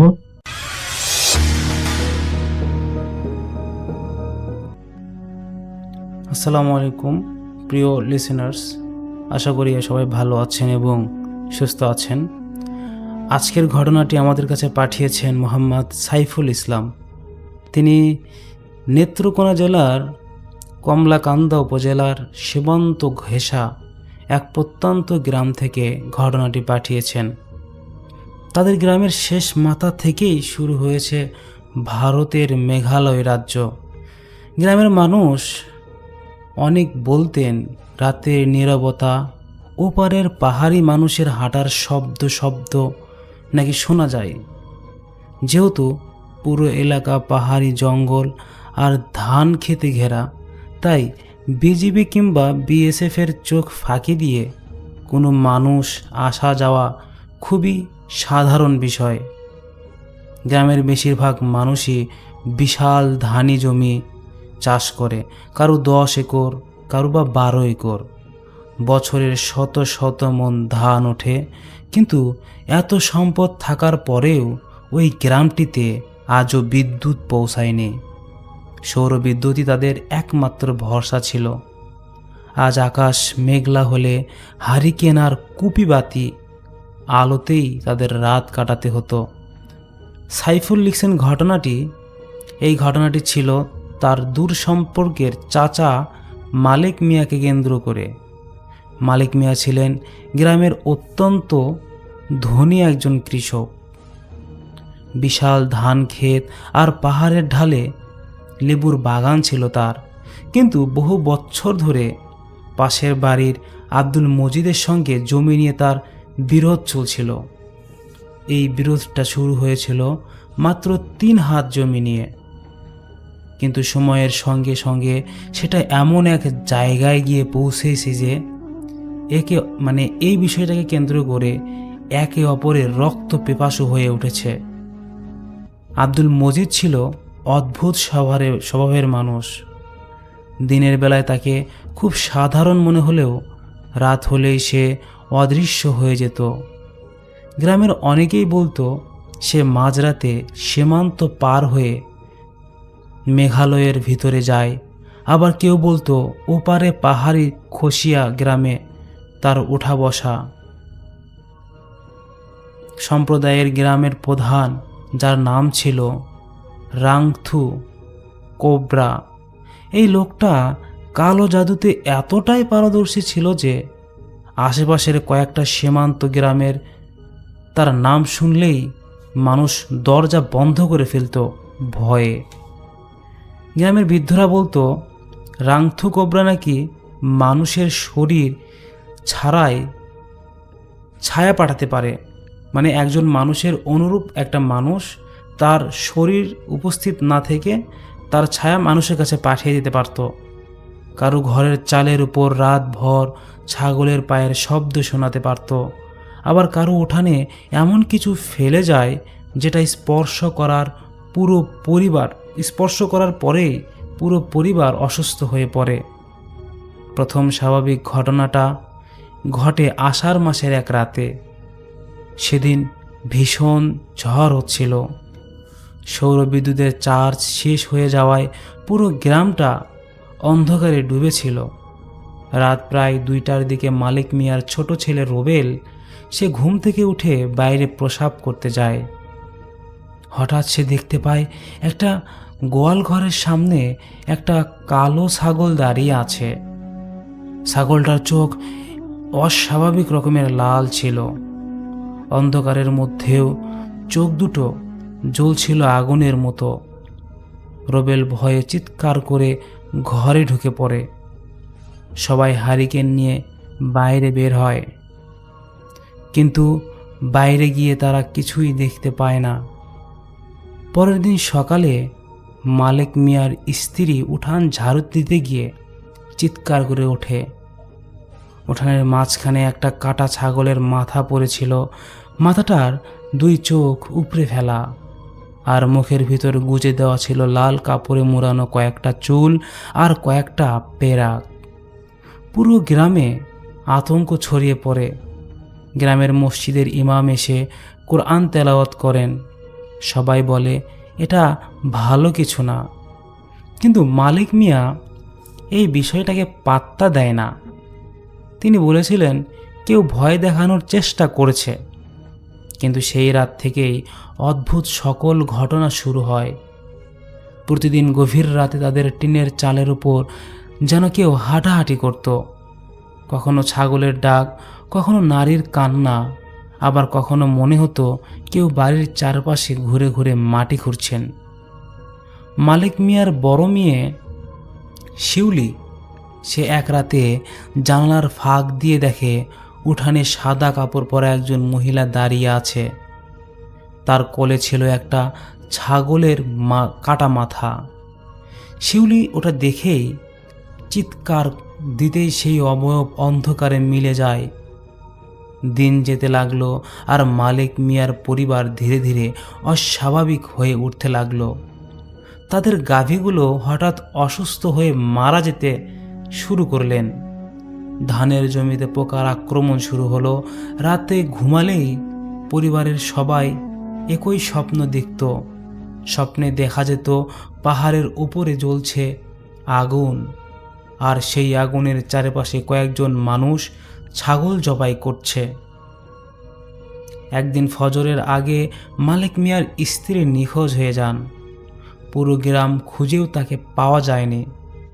দুপুরের দিকে বাড়ির পিছনের বাঁশঝাড় থেকে তাকে উদ্ধার করা হয়। তিনি অজ্ঞান অবস্থায় পড়েছিলেন। জ্ঞান ফেরার পর শুধু একটা কথাই বলেছিলেন তিনি, ওরা ছাগলের মাথার ভিতর আগুন জ্বালায়, ওরা মানুষ মারে। তারপর থেকেই তিনি মানসিক ভারসাম্য হারিয়ে ফেলেন। সাইফুল লিখেছেন, তখন পুরো গ্রাম নিশ্চিত হয়ে যায় যে বিষয়টা সাধারণ কিছু না। গ্রামের কয়েকজন যুবক মিলে সিদ্ধান্ত নেয় তারা রাতে পাহারা দিবে। সেদিন ছিল অমাবস্যা। আকাশে কোনো প্রকারের চাঁদ ছিল না, চারপাশে ঘন অন্ধকার। রাত প্রায় 3টার দিকে তারা দেখতে পায় মালিক মিয়ার ধান ক্ষেতের মাঝখানে আগুন জ্বলছে। সবাই দৌড়ে সেখানে যায়। কাছে গিয়ে তারা দেখেছিল সেটা আজও কেউ ভুলতে পারেনি। ধান ক্ষেতের মাঝখানে মাটির উপর গোল আকারে আঁকা ছিল অদ্ভুত চিহ্ন। মাঝখানে রাখা একটা বড় পিতলের পাত্র, আর সেই পাত্রের ভিতরেই ছিল ছাগলের কাটা মাথা। এই মাথাটার ভিতরে জ্বলছিল আগুন। আগুনের চারপাশে দাঁড়িয়ে ছিল 3জন মানুষ। তাদের গায়ে কালো কাপড়, আর তারা অদ্ভুত ভাষায় কিছু পড়ছিল। হঠাৎ তাদের একজন মুখ তুলে তাকালো এবং হারিকেনের আলোয় গ্রামের লোকেরা স্পষ্ট দেখতে পায় সে আব্দুল মজিদ। এরপর যা হয় সেটা আরও ভয়ঙ্কর। গ্রামের লোকেরা চিৎকার করতে করতে সামনে এগিয়ে যেতেই হঠাৎ পুরো ধান ক্ষেতের বাতাস অস্বাভাবিক রকমের ভারী এবং ঘন হয়ে যায়। মনে হচ্ছিল কেউ যেন আকাশের উপর থেকে পুরো গ্রামে নিঃশ্বাস চেপে ধরে আছে। চারিপাশে ঝিঝি পোকার ডাক, এত শব্দ সেকেন্ডের মধ্যে থেমে গেল। বাতাস থেমে গেল, এমনকি হারিকেনের আলো পর্যন্ত স্থির হয়ে থাকলো। এরপর হঠাৎ ধান ক্ষেতের মাঝখান থেকে শত শত ছাগল যেভাবে জোরে জোরে চিল্লায় ডাকে, সেই ডাক ভেসে আসলো। কিন্তু আশেপাশে একটা ছাগলও কেউ দেখতে পারছিল না। শব্দগুলো ছিল যেন শত শত পশুকে একসাথে কুরবানি করা হচ্ছে। গ্রামের মুরব্বী সালামত আলী কাপা গলায় বলছিলেন, এ আওয়াজ মানুষের না, সবাই পিছাইয়া যা। কিন্তু তখন আর পিছিয়ে যাওয়ার সুযোগ ছিল না। ধান ক্ষেতের মাটি হঠাৎ করে কাঁপতে শুরু করলো ভূমিকম্পের মতো। প্রথমে মনে হচ্ছিল ভূমিকম্পই হচ্ছে। তারপর গ্রামের লোকেরা দেখতে পেল ভেজা কাদার নিচ থেকে কালো হাত বের হয়ে হচ্ছে, শুকনো মানুষের হাতের মতো। কারো হাতের আঙ্গুল নেই, কারো হাতের চামড়া ঝুলে পড়েছে। সেই হাতগুলো ধীরে ধীরে মাটির উপর উঠতে লাগলো, যেন কবরের নিচে চাপা পড়া মৃত মানুষগুলো উঠে আসতে চাইছে। একটা ছেলে ভয়ে চিৎকার করে, এসব দেখে চিৎকার করে উঠতেই তার মুখ দিয়ে হঠাৎ রক্ত বের হয়ে আসলো। সে সেখানে জ্ঞান হারিয়ে পড়ে গেল। আর একজন দৌড় দিতে গিয়ে হঠাৎ মাটিতে পড়ে কাঁদতে শুরু করলো। সে শুধু বলছে, কে কে কে আমার পা ধরেছে, আমার পা কে কে ধরেছে। কিন্তু সেখানে কাউকেই দেখা যাচ্ছিল না। ঠিক তখনই পাত্রের ভেতরে রাখা ছাগলের মাথাটা ধীরে ধীরে নড়ে উঠল। সবাই স্পষ্ট কাটা মাথার চোখের ফাঁকা গর্তে আগুন জ্বলছে সেটা দেখছিল। তার মুখের ভিতর মানুষের দাঁতের মতো কিছু একটা বের হয়ে আসে। তারপর সেই মাথাটা নিজে থেকেই ঘুরে মালেক মিয়ার দিকে তাকালো। পরের মুহূর্তে যে শব্দটা শোনা গেল সেটা মানুষ না পশু, কিছুই বোঝা যায়নি। জমি আমাদের চাই, কথাটা পুরো ধান খেতে প্রতিধ্বনি হতে লাগলো। জমি আমাদের চাই, জমি আমাকে দিতেই হবে। মনে হচ্ছিল একসাথে শত শত গলা কথা বলছে। তারপর গ্রামের সবাই দেখলো কালো কাপড় পরা 3 জন লোক, পেছনে আরও কয়েকটা অবয়ব দাঁড়িয়ে আছে, কিন্তু তাদের শরীর ছিল না, শুধু লম্বা ছায়া। আর সেই ছায়াগুলোর চোখ লাল আগুনের মতো জ্বলছিল। হঠাৎ কালো কাপড় পরা একজন নিজের হাত কেটে রক্ত পাত্রের ভিতরের দিকে ঢেলে দিল। সঙ্গে সঙ্গে ছাগলের মাথা অমানসিক শব্দে হাসতে শুরু করলো। সেই হাসি শুনে গ্রামের কয়েকজন লোক কান চেপে ধরে বসে পড়ল। একজন বৃদ্ধা সেখানে হার্ট অ্যাটাক করে ইন্তেকাল করেন। মালিক মিয়া তখনও দাঁড়িয়েছিলেন, তার পুরো শরীর কাঁপছিল, কিন্তু তিনি আয়াতুল কুরসি পড়তে পড়তে সামনে এগিয়ে গেলেন। তার মুখ দিয়ে তখন শুধু কোরআন তেলাওয়াত বের হচ্ছিল। তিনি এক মুঠো মাটি তুলে ফু দিলেন, আর ঠিক তখনই পুরো সীমান্ত এলাকা কেঁপে উঠল। প্রচণ্ড ঝড় শুরু হলো। এমনকি ঝড় গ্রামের মানুষ এমন ঝড় জীবনে দেখেনি। ধান খাতের মাঝখানে আগুনের কয়েক হাত উপরে উঠে গেল, আর ছায়াগুলো হঠাৎ চিৎকার করতে শুরু করলো। সেই চিৎকার কোনো মানুষের না, মনে হচ্ছিল পাহাড়ের ভিতর থেকে হাজার হাজার প্রাণী একসাথে আর্তনাদ করছে। তারপর সবাই দেখলো ছাগলের মাথাটা মুখ ফেটে ভেতর থেকে কালো ধোঁয়া বের হচ্ছে। ধোঁয়ার ভেতরে মানুষের মুখ দেখা যাচ্ছিল। কেউ কাঁদছে, কেউ সাহায্য চাইছে, কেউ নিজের জন্য নিজেই নিজের জামা ছিঁড়ে ফেলছে। গ্রামের লোকেরা তখন পাগলের মতো দৌড়তে শুরু করে। কেউ কারোর দিকে তাকাচ্ছিল না, শুধু বাজার চেষ্টা করছিল। কিন্তু মালিক মিয়া থামেননি। তিনি চিৎকার করে সূরা ফালাক পড়তে শুরু করেন। আর সেই মুহূর্তে কালো কাপড় পরা একজন আগুনের মধ্য থেকে ঝাঁপিয়ে পড়ে। তার শরীর কয়েক সেকেন্ডের মধ্যেই পুরো কালো হয়ে যায়। কিন্তু আশ্চর্যের বিষয় হলো তার শরীর মাটিতে পড়ার আগেই অদৃশ্য হয়ে যায়। বাকি 2 জন পাহাড়ের জঙ্গলের দিকে দৌড় দেয়, কিন্তু দৌড়ানোর সময় তাদের পিছনে মানুষের মতো কিছু একটা হামাগুড়ি দিয়ে চলছিল। গ্রামের কয়েকজন বলছিল তাই স্পষ্ট দেখেছে সেই জিনিসগুলোর মাথা ছিল ছাগল আর শরীর মানুষের মতো। পরের দিন সকালে পুরো গ্রাম ধান ক্ষেত গিয়ে যা ঘটেছিল তা ভুলতে পারেনি কেউ। আগুন জ্বলছিল, সেটি মাটির নিচে পোতা ছিল অসংখ্য পুতুল যেখানে আগুনটা জ্বলছিল, আর প্রতিটা পুতুলের গায়ে গ্রামের মানুষের নাম লেখা। কারো বুকের মধ্যে সূচ ঢুকানো, কারো চোখে সেলাই করা, আবার কিছু পুতুলের মুখের ভিতর গুজে দেওয়া হয়েছিল আসল আসল মানুষের নখ। সবচেয়ে ভয়ঙ্কর ছিল এটা একটা বড় পুতুল। পুতুলটার মাথা ছিল ছাগলের কাটা মাথা দিয়ে বানানো, আর তার গলায় ঝুলছিল মালিক মিয়ার নাম। এর ঠিক 3 দিন পর আব্দুল মজিদ নিখোঁজ হয়ে যায়। কিন্তু ঘটনাটা এখানেই শেষ হয়নি। তার নিখোঁজ হওয়ার 7 দিন পর সীমান্তের পাশে পাহাড়ি ঝর্ণার কাছে এক বিএসএফ সদস্য নাকি গভীর রাতে একটা অদ্ভুত দৃশ্য দেখেছিল। সে দৃশ্য জঙ্গলের ভিতরে কয়েকজন কালো কাপড় পরা মানুষ আগুন ঘিরে দাঁড়িয়ে আছে, আর মাঝখানে বসে আছে এক লোক যার পুরো শরীর পোড়া, কিন্তু তার চোখ দুটো ছিল ছাগলের মতো। এরপর থেকে প্রতি রাত অমাবস্যার রাতে সীমান্তের ওই জঙ্গলে কেউ যায় না, কারণ মাঝরাতে সেখানে আজও শোনা যায় পাথরের ধারালো ছুরির ঘষার শব্দ। তার এক সময় ভেসে আসে ছাগলের জবাই করা শব্দ।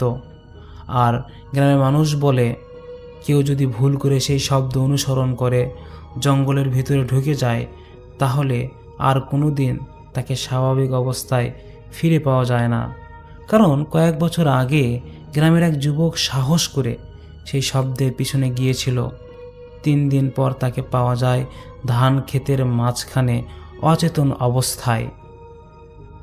তার মুখে শুধু একটাই কথা চলছিল, ওরা এখনো মাটি খোঁড়ে, ওরা এখনো মাটিতে মানুষের মাথা কেটে আগুন জ্বালায়, আর ওদের নেতা এখনো বেঁচে আছে।